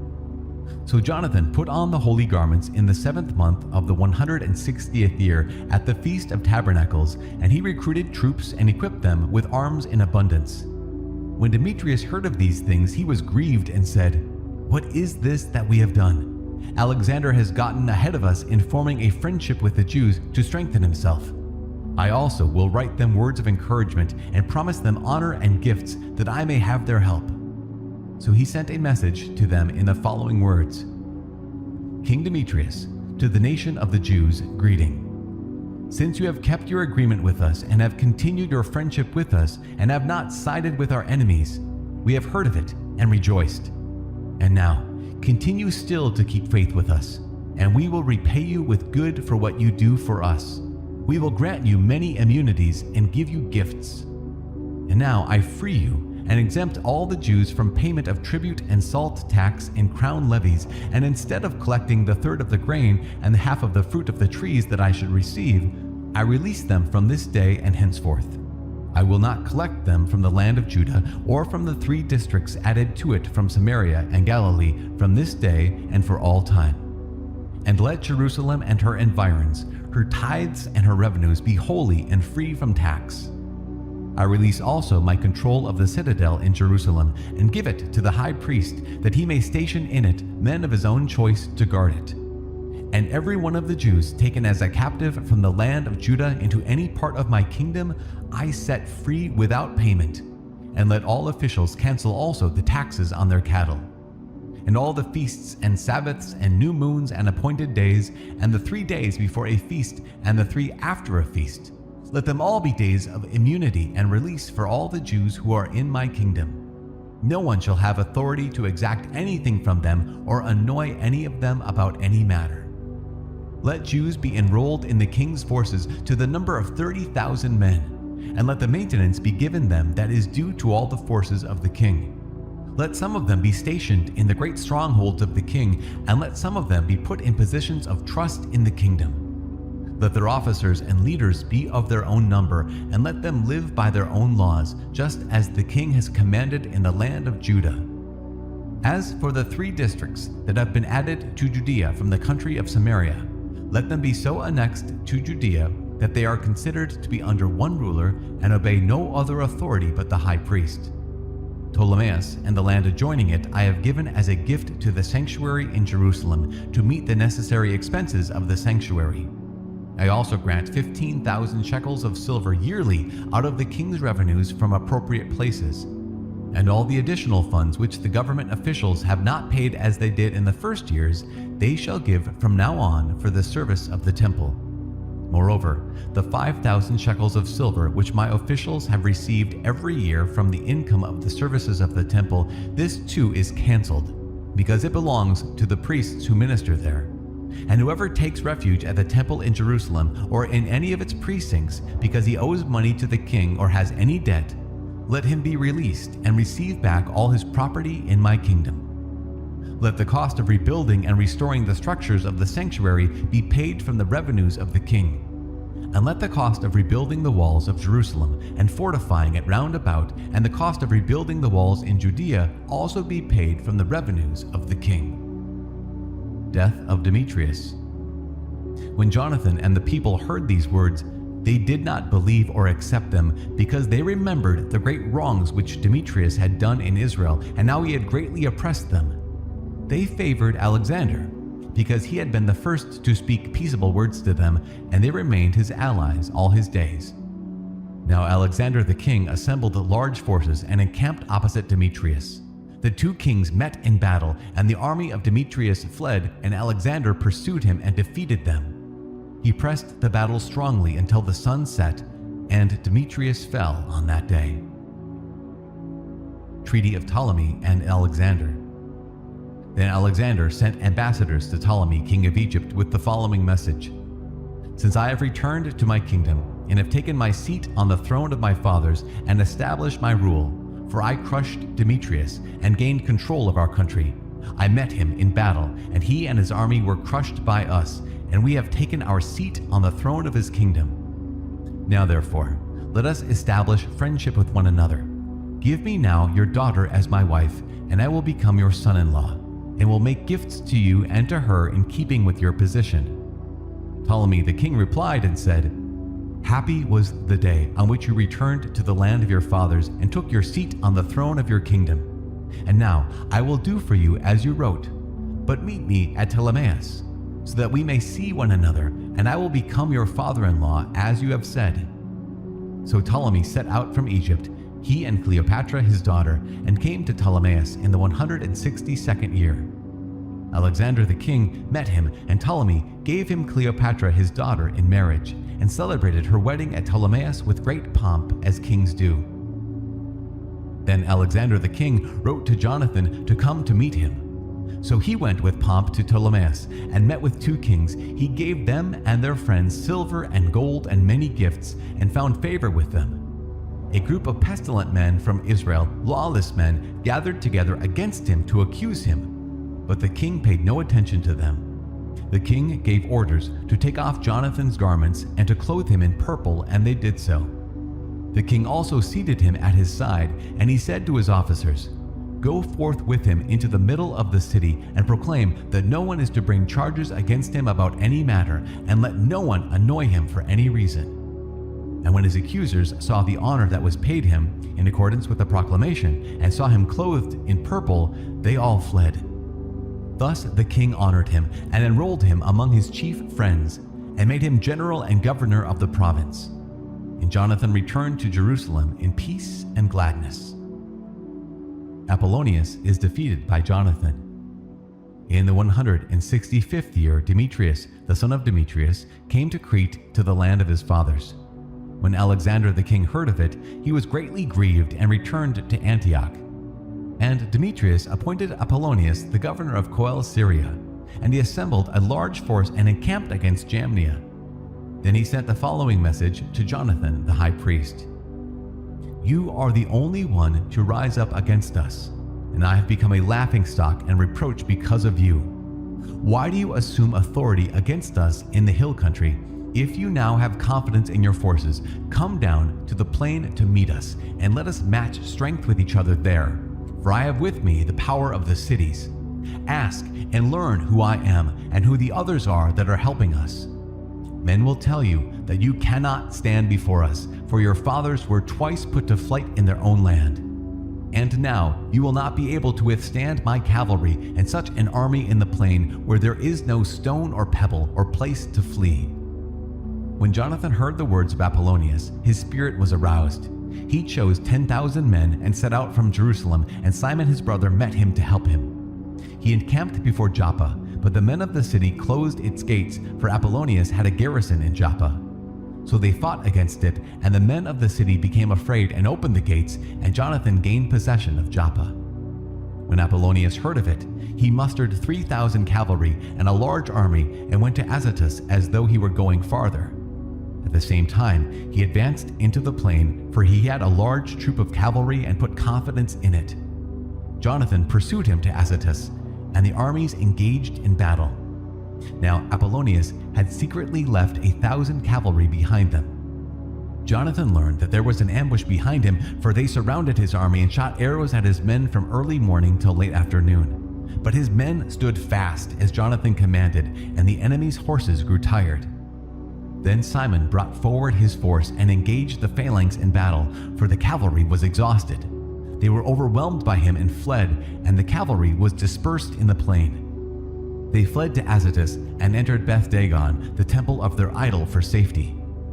But Jonathan burned Azotus and the surrounding towns and plundered them, and the temple of Dagon, and those who had taken refuge in it he burned with fire. The number of those who fell by the sword with those burned alive came to 8,000 men. Then Jonathan departed from there and encamped against Ascalon, and the men of the city came out to meet him with great pomp. And Jonathan and those with him returned to Jerusalem with much booty. When Alexander the king heard of these things, he honored Jonathan still more, and he sent to him a golden buckle, such as it is the custom to give to the kinsmen of kings. He also gave him Ekron and all its environs as his possession. Chapter 11. Ptolemy invades Syria.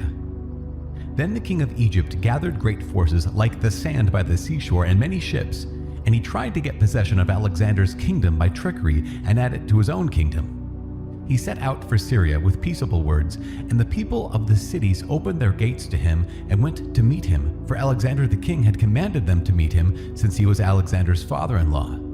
But when Ptolemy entered the cities, he stationed forces as a garrison in each city. When he approached Azotus, they showed him the temple of Dagon burned down, and Azotus and its suburbs destroyed, and the corpses lying about, and the charred bodies of those whom Jonathan had burned in the war, for they had piled them in heaps along his route. They also told the king what Jonathan had done to throw blame on him, but the king kept silent. Jonathan met the king at Joppa with some pomp, and they greeted one another and spent the night there. And Jonathan went with the king as far as the river called Eleutherus. Then he returned to Jerusalem. So King Ptolemy gained control of the coastal cities as far as Seleucia by the sea, and he kept devising evil designs against Alexander. He sent envoys to Demetrius the king, saying, "Come, let us make a covenant with each other, and I will give you in marriage my daughter, who is Alexander's wife, and you shall reign over your father's kingdom. For I now regret that I gave him my daughter, for he has tried to kill me." He threw blame on Alexander because he coveted his kingdom, so he took his daughter away from him and gave her to Demetrius. He was estranged from Alexander, and their enmity became manifest. Then Ptolemy entered Antioch and put on the crown of Asia. Thus he put 2 crowns upon his head, the crown of Egypt and that of Asia. Now Alexander the king was in Cilicia at that time, because the people of that region were in revolt. And Alexander heard of it and came against him in battle. Ptolemy marched out and met him with a strong force and put him to flight. So Alexander fled into Arabia to find protection there, and King Ptolemy was exalted. And Zabdiel the Arab cut off the head of Alexander and sent it to Ptolemy. But King Ptolemy died 3 days later, and his troops in the strongholds were killed by the inhabitants of the strongholds. So Demetrius became king in the 167th year. Jonathan's diplomacy. In those days, Jonathan assembled the men of Judea to attack the citadel in Jerusalem, and he built many engines of war to use against it. But certain lawless men who hated their nation went to the king and reported to him that Jonathan was besieging the citadel. When he heard this, he was angry, and as soon as he heard it, he set out and came to Ptolemais, and he wrote to Jonathan not to continue the siege, but to meet him for a conference at Ptolemais as quickly as possible. When Jonathan heard this, he gave orders to continue the siege, and he chose some of the elders of Israel and some of the priests, and put himself in danger.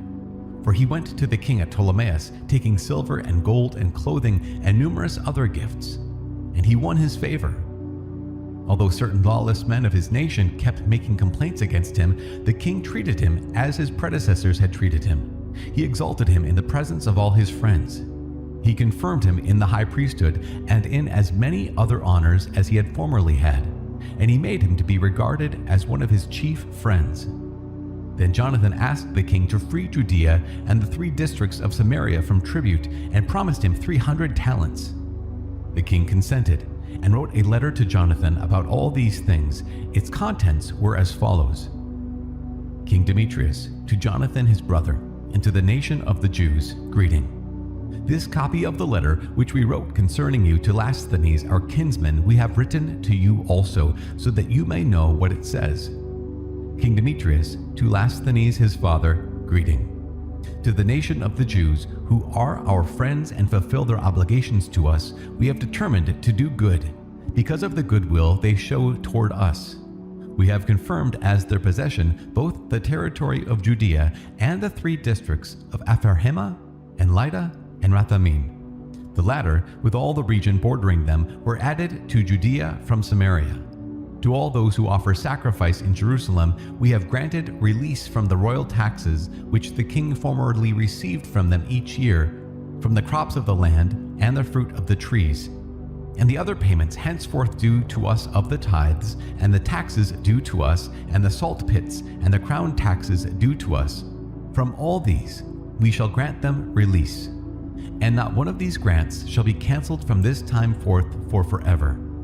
Now therefore, take care to make a copy of this, and let it be given to Jonathan and put up in a conspicuous place on the holy mountain. The intrigue of Trypho. Now, when Demetrius the king saw that the land was quiet before him, and that there was no opposition to him, he dismissed all his troops, each man to his own place, except the foreign troops which he had recruited from the islands of the nations. So all the troops who had served his fathers hated him. Now Trypho had formerly been one of Alexander's supporters. He saw that all the troops were murmuring against Demetrius. So he went to Imalcu the Arab, who was bringing up Antiochus, the young son of Alexander, and insistently urged him to hand Antiochus over to him to become king in place of his father. He also reported to Imalcu what Demetrius had done and told of the hatred which the troops of Demetrius had for him, and he stayed there many days. Now Jonathan sent to Demetrius the king the request that he remove the troops of the citadel from Jerusalem, and the troops in the strongholds, for they kept fighting against Israel. And Demetrius sent this message to Jonathan: Not only will I do these things for you and your nation, but I will confer great honor on you and your nation if I find an opportunity. Now then, you will do well to send me men who will help me, for all my troops have revolted. So Jonathan sent 3,000 stalwart men to him at Antioch, and when they came to the king rejoiced at their arrival. Then the men of the city assembled within the city to the number of 120,000, and they wanted to kill the king. But the king fled into the palace. Then the men of the city seized the main streets of the city and began to fight. So the king called the Jews to his aid, and they all rallied about him and then spread out through the city. And they killed on that day as many as 100,000 men. They set fire to the city and seized much spoil on that day, and they saved the king. When the men of the city saw that the Jews had gained control of the city as they pleased, their courage failed, and they cried out to the king with this entreaty: "Grant us peace, and make the Jews stop fighting against us and our city." And they threw down their arms and made peace. So the Jews gained glory in the eyes of the king and of all the peoples in his kingdom, and they returned to Jerusalem with much spoil. So Demetrius the king sat on the throne of his kingdom, and the land was quiet before him.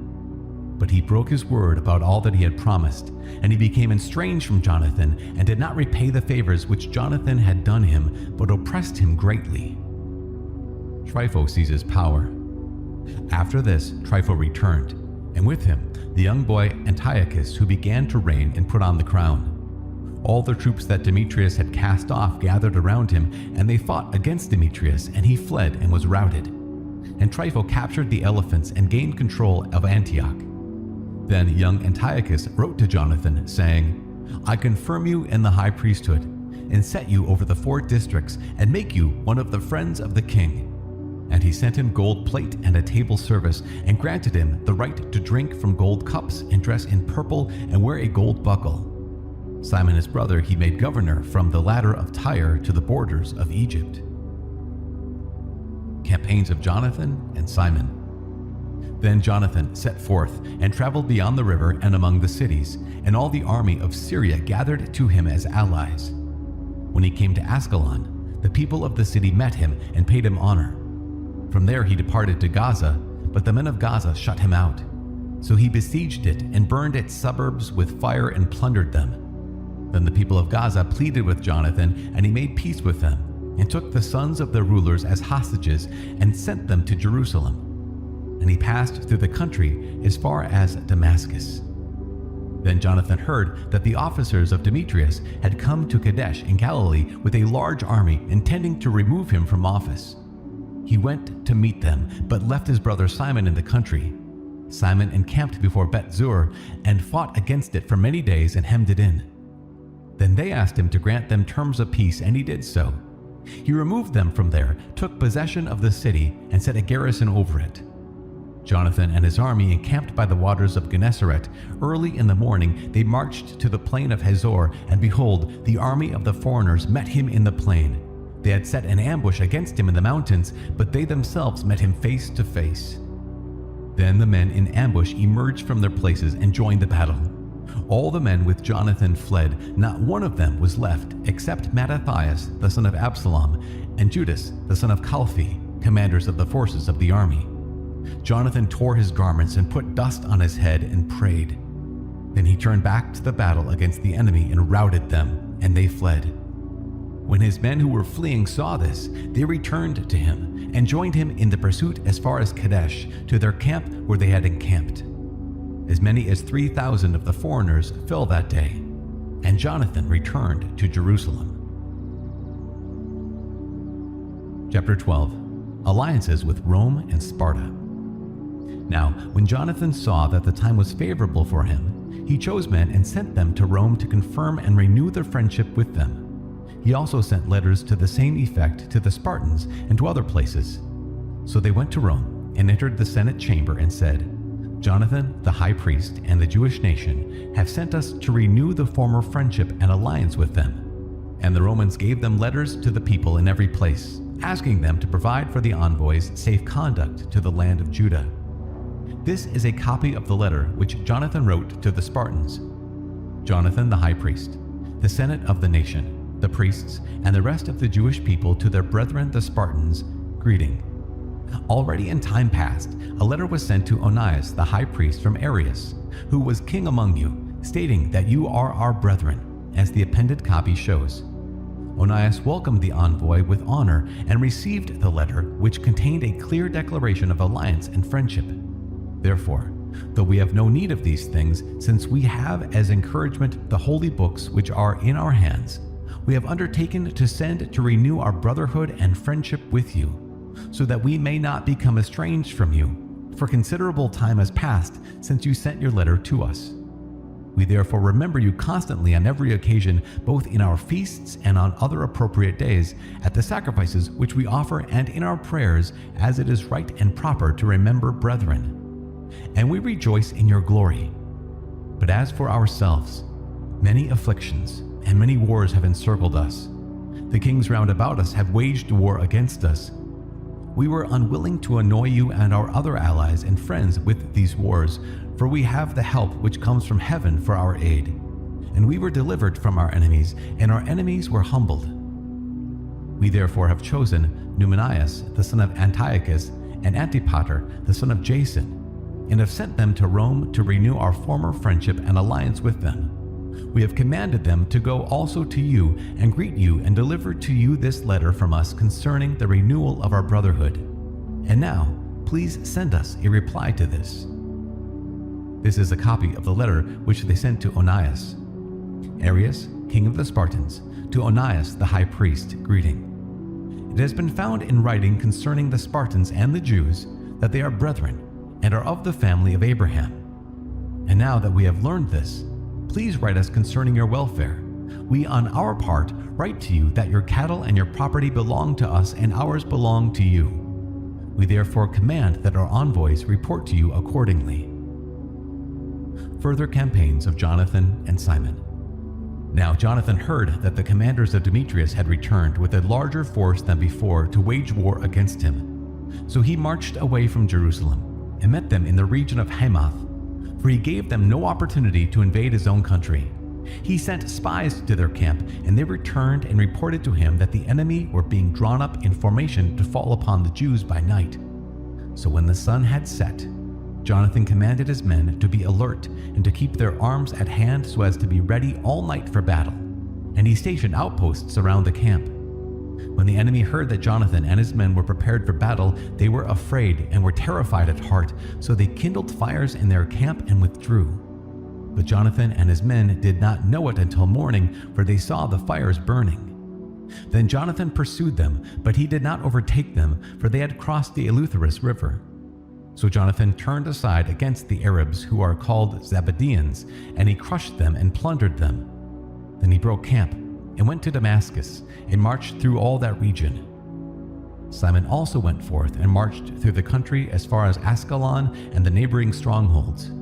He turned aside to Joppa and took it by surprise, for he had heard that they were ready to hand over the stronghold to the men whom Demetrius had sent. And he stationed a garrison there to guard it. When Jonathan returned, he convened the elders of the people and planned with them to build strongholds in Judea, to build the walls of Jerusalem still higher, and to erect a high barrier between the citadel and the city to separate it from the city, in order to isolate it so that its garrison could neither buy nor sell. So they gathered together to build up the city.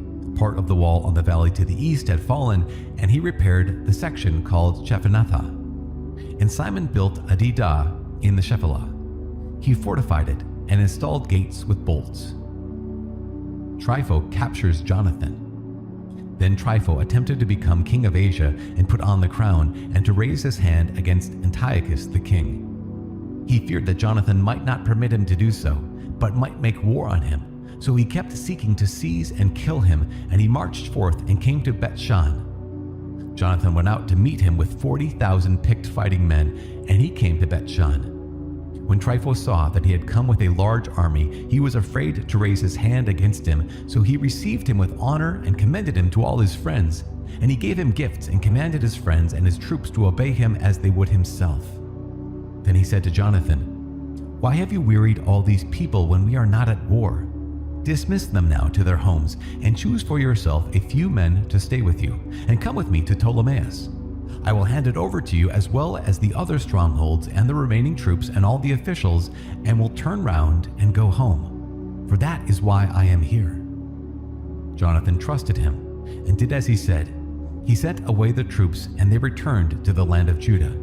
He kept with himself 3,000 men, 2,000 of whom he left in Galilee, while 1,000 accompanied him. But when Jonathan entered Ptolemais, the men of Ptolemais closed the gates and seized him, and all who had entered with him they killed with the sword. Then Trypho sent troops and cavalry into Galilee and the Great Plain to destroy all Jonathan's soldiers. But they realized that Jonathan had been seized and had perished along with his men, and they encouraged one another and kept marching in close formation, ready for battle. When their pursuers saw that they would fight for their lives, they turned back. So they all reached the land of Judah safely, and they mourned for Jonathan and his companions, and were in great fear, and all Israel mourned deeply. And all the nations round about them tried to destroy them, for they said, "They have no leader or helper. Now therefore, let us make war on them and blot out the memory of them from among men." Chapter 13. Simon takes command. Simon heard that Trypho had assembled a large army to invade the land of Judah and destroy it, and he saw that the people were trembling and fearful. So he went up to Jerusalem, and gathering the people together, he encouraged them, saying to them, "You yourselves know what great things I and my brothers and the house of my father have done for the laws and the sanctuary. You know also the wars and the difficulties which we have seen. By reason of this, all my brothers have perished for the sake of Israel, and I alone am left. And now, far be it from me to spare my life in any time of distress, for I am not better than my brothers. But I will avenge my nation and the sanctuary, and your wives and children, for all the nations have gathered together out of hatred to destroy us." And the spirit of the people was rekindled when they heard these words, and they answered in a loud voice, "You are our leader in place of Judas and Jonathan your brother. Fight our battles, and all that you say to us we will do." So he assembled all the warriors and hastened to complete the walls of Jerusalem, and he fortified it on every side. He sent Jonathan the son of Absalom to Joppa, and with him a considerable army. He drove out its occupants and remained there. Deceit and treachery of Trypho. Then Trypho departed from Ptolemais with a large army to invade the land of Judah, and Jonathan was with him under guard. And Simon encamped in Adida, facing the plain. Trypho learned that Simon had risen up in place of Jonathan his brother, and that he was about to join battle with him, so he sent envoys to him and said, "It is for the money that Jonathan your brother owed the royal treasury, in connection with the offices he held, that we are detaining him. Send now 100 talents of silver and 2 of his sons as hostages, so that when released he will not revolt against us, and we will release him." Simon knew that they were speaking deceitfully to him, but he sent to get the money and the sons, lest he arouse great hostility among the people, who might say, "Because Simon did not send him the money and the sons, he perished." So he sent the sons and the 100 talents, but Trypho broke his word and did not release Jonathan. After this, Trypho came to invade the country and destroy it, and he circled around by the way to Adurah. But Simon and his army kept marching along opposite him to every place he went. Now the men in the citadel kept sending envoys to Trypho, urging him to come to them by way of the wilderness and to send them food. So Trypho got all his cavalry ready to go, but that night a very heavy snow fell, and he did not go because of the snow. He marched off and went into the land of Gilead. When he approached Baskamah, he killed Jonathan, and he was buried there. Then Trypho turned back and departed to his own land. Jonathan's tomb. And Simon sent and took the bones of Jonathan his brother, and buried him in Modin, the city of his fathers. All Israel bewailed him with great lamentation, and mourned for him many days. And Simon built a monument over the tomb of his father and his brothers. He made it high that it might be seen, with polished stone at the front and back. He also erected 7 pyramids, opposite one another, for his father and mother and 4 brothers. And for the pyramids he devised an elaborate setting, erecting about them great columns, and upon the columns he put suits of armor for a permanent memorial, and beside the suits of armor carved ships, so that they could be seen by all who sailed the sea. This is the tomb which he built in Modin. It remains to this day. Judea gains independence. Trypho dealt treacherously with the young king Antiochus. He killed him and became king in his place, putting on the crown of Asia. And he brought great calamity upon the land. But Simon built up the strongholds of Judea and walled them all around, with high towers and great walls and gates and bolts. and he stored food in the strongholds. Simon also chose men and sent them to Demetrius the king with a request to grant relief to the country, for all that Trypho did was to plunder. Demetrius the king sent him a favorable reply to this request and wrote him a letter as follows: King Demetrius, to Simon, the high priest and friend of kings, and to the elders and nation of the Jews, greeting. We have received the gold crown and the palm branch which you sent, and we are ready to make a general peace with you and to write to our officials to grant you release from tribute. All the grants that we have made to you remain valid, and let the strongholds that you have built be your possession. We pardon any errors and offenses committed to this day, and cancel the crown tax which you owe. And whatever other tax has been collected in Jerusalem shall be collected no longer. And if any of you are qualified to be enrolled in our bodyguard, let them be enrolled, and let there be peace between us. In the 170th year, the yoke of the Gentiles was removed from Israel, and the people began to write in their documents and contracts, in the first year of Simon, the great high priest and commander and leader of the Jews. The capture of Gezerah by Simon. In those days, Simon encamped against Gezerah and surrounded it with troops. He made a siege engine, brought it up to the city, and battered and captured one tower. The men in the siege engine leaped out into the city, and a great tumult arose in the city.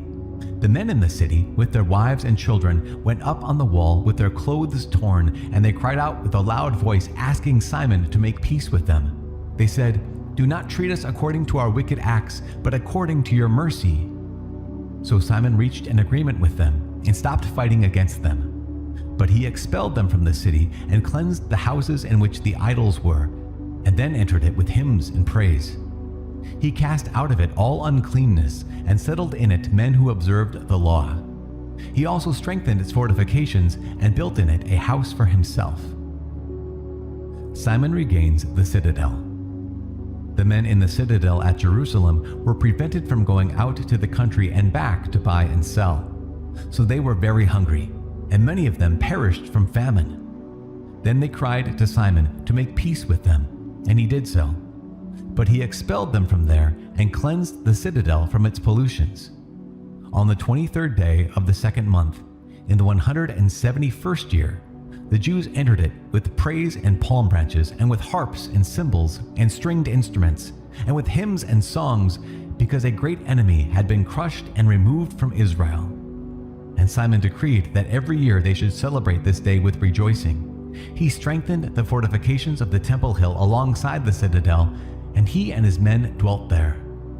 And Simon saw that John his son had reached manhood, so he made him commander of all the forces, and he dwelt in Gezerah. Chapter 14. Capture of Demetrius and the eulogy of Simon. In the 172nd year, Demetrius the king assembled his forces and marched into Media to secure help, so that he could make war against Trypho. When Arsaces, the king of Persia and Media, heard that Demetrius had invaded his territory, he sent one of his commanders to take him alive. And he went and defeated the army of Demetrius, and seized him and took him to Arsaces, who put him under guard.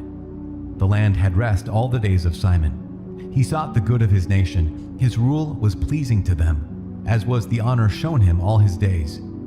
To crown all his honors, he took Joppa for a harbor, and opened a way to the isles of the sea.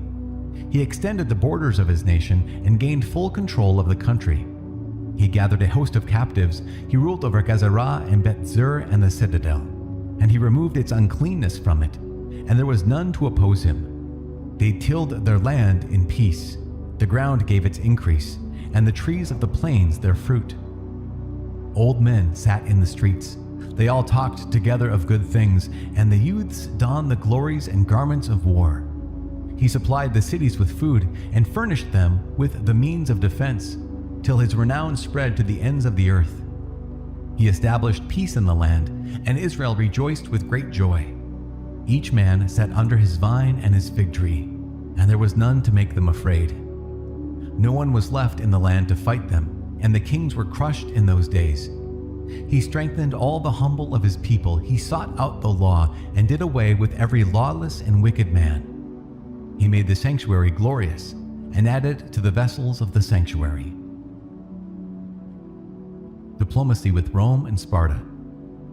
It was heard in Rome, and as far away as Sparta, that Jonathan had died, and they were deeply grieved. When they heard that Simon his brother had become high priest in his place, and that he was ruling over the country and the cities in it, they wrote to him on bronze tablets to renew with him the friendship and alliance which they had established with Judas and Jonathan and his brothers. And these were read before the assembly in Jerusalem. This is a copy of the letter which the Spartans sent. The rulers and the city of the Spartans, to Simon the high priest, and to the elders and the priests and the rest of the Jewish people, our brethren, greeting. The envoys who were sent to our people have told us about your glory and honor, and we rejoiced at their coming. And what they said we have recorded in our public decrees as follows. Numenius, the son of Antiochus, and Antipater, the son of Jason, envoys of the Jews, have come to us to renew their friendship with us. It has pleased our people to receive these men with honor and to put a copy of their words in the public archives, so that the people of the Spartans may have a record of them. And they have sent a copy of this to Simon the high priest. After this, Simon sent Numenius to Rome with a large gold shield weighing 1,000 minas to confirm the alliance with the Romans. Official honors for Simon. When the people heard these things, they said, "How shall we thank Simon and his sons? For he and his brothers and the house of his father have stood firm. They have fought and repulsed Israel's enemies and established its freedom." So they made a record on bronze tablets and put it upon pillars on Mount Zion. This is a copy of what they wrote. On the 18th day of Elul, in the 172nd year, which is the 3rd year of Simon the great high priest, in Asaramel, in the great assembly of the priests and the people and the rulers of the nation and the elders of the country, the following was proclaimed to us. Since wars often occurred in the country, Simon the son of Mattathias, a priest of the sons of Jorib, and his brothers, exposed themselves to danger and resisted the enemies of their nation, in order that their sanctuary and the law might be preserved. And they brought great glory to their nation. Jonathan rallied the nation and became their high priest, and was gathered to his people. And when their enemies decided to invade their country and lay hands on their sanctuary, then Simon rose up and fought for his nation. He spent great sums of his own money. He armed the men of his nation's forces and paid them wages. He fortified the cities of Judea and Bet-zur on the borders of Judea, where formerly the arms of the enemy had been stored, and he placed there a garrison of Jews. He also fortified Joppa, which is by the sea, and Gezerah, which is on the borders of Azotus, where the enemy formerly dwelt. He settled Jews there, and provided in those cities whatever was necessary for their restoration. The people saw Simon's faithfulness and the glory which he had resolved to win for his nation, and they made him their leader and high priest, because he had done all these things, and because of the justice and loyalty which he had maintained toward his nation. He sought in every way to exalt his people, and in his days things prospered in his hands, so that the Gentiles were put out of the country, as were also the men in the city of David in Jerusalem, who had built themselves a citadel from which they used to sally forth and defile the environs of the sanctuary and do great damage to its purity. He settled Jews in it and fortified it for the safety of the country and of the city, and built the walls of Jerusalem higher. In view of these things, King Demetrius confirmed him in the high priesthood, and he made him one of the king's friends and paid him high honors. For he had heard that the Jews were addressed by the Romans as friends and allies and brethren, and that the Romans had received the envoys of Simon with honor. And the Jews and their priests decided that Simon should be their leader and high priest forever, until a trustworthy prophet should arise, and that he should be governor over them, and that he should take charge of the sanctuary and appoint men over its tasks, and over the country and the weapons and the strongholds, and that he should take charge of the sanctuary, and that he should be obeyed by all, and that all the contracts in the country should be written in his name, and that he should be clothed in purple and wear gold. And none of the people or priests shall be permitted to nullify any of these decisions, or to oppose what he says, or to convene an assembly in the country without his permission, or to be clothed in purple or put on a gold buckle. Whoever acts contrary to these decisions or nullifies any of them shall be liable to punishment. And all the people agreed to grant Simon the right to act in accord with these decisions. So Simon accepted and agreed to be high priest, to be commander and ethnarch of the Jews and priests, and to be protector of them all. And they gave orders to inscribe this decree upon bronze tablets, to put them up in a conspicuous place in the precincts of the sanctuary, and to deposit copies of them in the treasury, so that Simon and his sons might have them. Chapter 15. Letter of Antiochus the Seventh. Antiochus, the son of Demetrius the king, sent a letter from the islands of the sea to Simon, the priest and ethnarch of the Jews, and to all the nation. Its contents were as follows. King Antiochus, to Simon the high priest and ethnarch, and to the nation of the Jews, greeting. Whereas certain pestilent men have gained control of the kingdom of our fathers, and I intend to lay claim to the kingdom, so that I may restore it as it formerly was, and have recruited a host of mercenary troops and have equipped warships, and intend to make a landing in the country, so that I may proceed against those who have destroyed our country and those who have devastated many cities in my kingdom. Now therefore, I confirm to you all the tax remissions that the kings before me have granted you, and release from all the other payments from which they have released you. I permit you to mint your own coinage as money for your country, and I grant freedom to Jerusalem and the sanctuary. All the weapons which you have prepared and the strongholds which you have built and now hold shall remain yours. Every debt you owe to the royal treasury and any such future debts shall be canceled for you from now on and for all time. When we gain control of our kingdom, we will bestow great honor upon you and your nation and the temple, so that your glory will become manifest in all the earth. In the 174th year, Antiochus set out and invaded the land of his fathers. All the troops rallied to him, so that there were few with Trypho. Antiochus pursued him, and he came in his flight to Dor, which is by the sea, for he knew that troubles had converged upon him, and his troops had deserted him. So Antiochus encamped against Dor, and with him were 120,000 warriors and 8,000 cavalry. He surrounded the city, and the ships joined battle from the sea. He pressed the city hard from land and sea, and permitted no one to leave or enter it. Rome supports the Jews. Then Numenius and his companions arrived from Rome with letters to the kings and countries, in which the following was written. Lucius, consul of the Romans, to King Ptolemy, greeting. The envoys of the Jews have come to us as our friends and allies to renew our ancient friendship and allegiance. They had been sent by Simon the high priest and by the people of the Jews, and have brought a gold shield weighing 1,000 minas.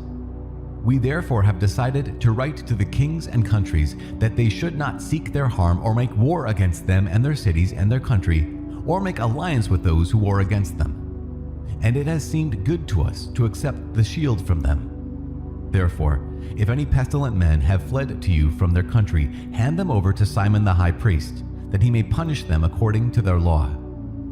The consul wrote the same thing to Demetrius the king, and to Attalus, and Areathes, and Arsaces, and to all the countries, and to Sampsames, and to the Spartans, and to Delos, and to Mindos, and to Sicon, and to Caria, and to Samos, and to Pamphylia, and to Lycia, and to Helicarnassus, and to Rhodes, and to Phasaelis, and to Cos, and to Sidon, and to Aridus, and Gortyna, and Cnidus, and to Cyprus and Cyrene. They also sent a copy of these things to Simon the high priest.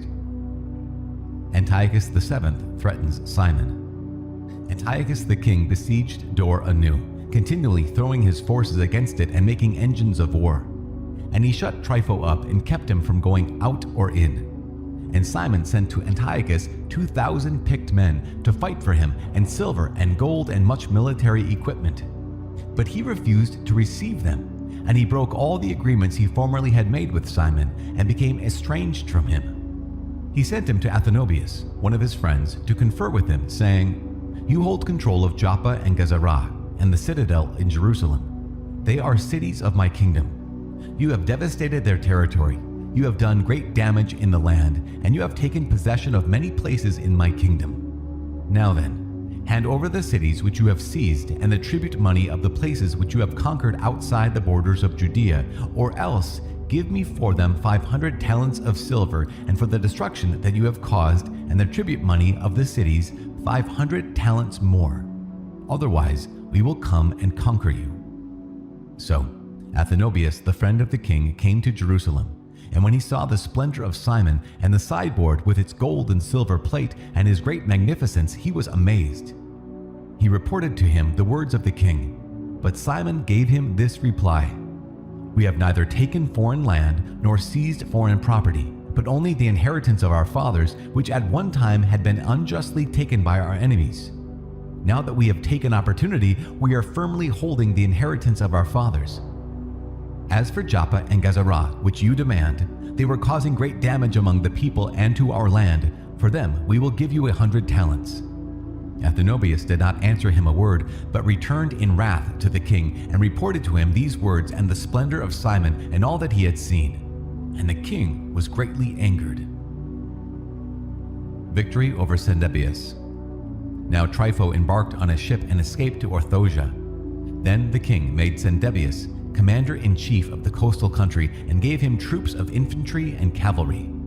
He commanded him to encamp against Judea and commanded him to build up Kedron and fortify its gates and to make war on the people. But the king pursued Trypho. So Sendebius came to Jamnia and began to provoke the people and invade Judea and take the people captive and kill them. He built up Kedron and stationed there horsemen and troops so that they might go out and make raids along the highways of Judea as the king had ordered him. Chapter 16. John went up from Gazarah and reported to Simon his father what Sendebius had done. And Simon called in his 2 older sons, Judas and John, and said to them, "I and my brothers and the house of my father have fought the wars of Israel from our youth until this day. And things have prospered in our hands so that we have delivered Israel many times. But now I have grown old, and you by his mercy are mature in years. Take my place and my brothers, and go out and fight for our nation, and may the help which comes from heaven be with you." So John chose out of the country 20,000 warriors and horsemen, and they marched against Sendebius and camped for the night in Modin. Early in the morning they arose and marched into the plain, and behold, a large force of infantry and horsemen was coming to meet them, and a stream lay between them. Then he and his army lined up against them, and he saw that the soldiers were afraid to cross the stream, so he crossed over first. And when his men saw him, they crossed over after him. Then he divided the army and placed the horsemen in the midst of the infantry, for the cavalry of the enemy were very numerous. And they sounded the trumpets, and Sendebius and his army were put to flight, and many of them were wounded and fell. The rest fled into the stronghold. At that time Judas, the brother of John, was wounded, but John pursued them until Sendebius reached Kedron, which he had built. They also fled into the towers that were in the fields of Azotus, and John burned it with fire, and about 2,000 of them fell. And he returned to Judea safely. Murder of Simon and his sons. Now Ptolemy, the son of Abubus, had been appointed governor over the plain of Jericho, and he had much silver and gold, for he was son-in-law of the high priest. His heart was lifted up. He determined to get control of the country and made treacherous plans against Simon and his sons to do away with them. Now Simon was visiting the cities of the country and attending to their needs, and he went down to Jericho with Mattathias and Judas's sons in the 177th year, in the 11th month, which is the month of Shabbat. The son of Abubus received them treacherously in the little stronghold called Dock, which he had built. He gave them a great banquet and hid men there. When Simon and his sons were drunk, Ptolemy and his men rose up, took their weapons, and rushed in against Simon in the banquet hall, and they killed him and his 2 sons and some of his servants. So he committed an act of great treachery and returned evil for good. John succeeds Simon. Then Ptolemy wrote a report about these things and sent it to the king, asking him to send troops to aid him and to turn over to him the cities and the country. He sent other men to Gazarah to do away with John. He sent letters to the captains asking them to come to him so that he might give them silver and gold and gifts. And he sent other men to take possession of Jerusalem and the Temple Hill. But someone ran ahead and reported to John at Gazarah that his father and brothers had perished, and that he has sent men to kill you also. When he heard this, he was greatly shocked, and he seized the men who came to destroy him and killed them, for he had found out that they were seeking to destroy him.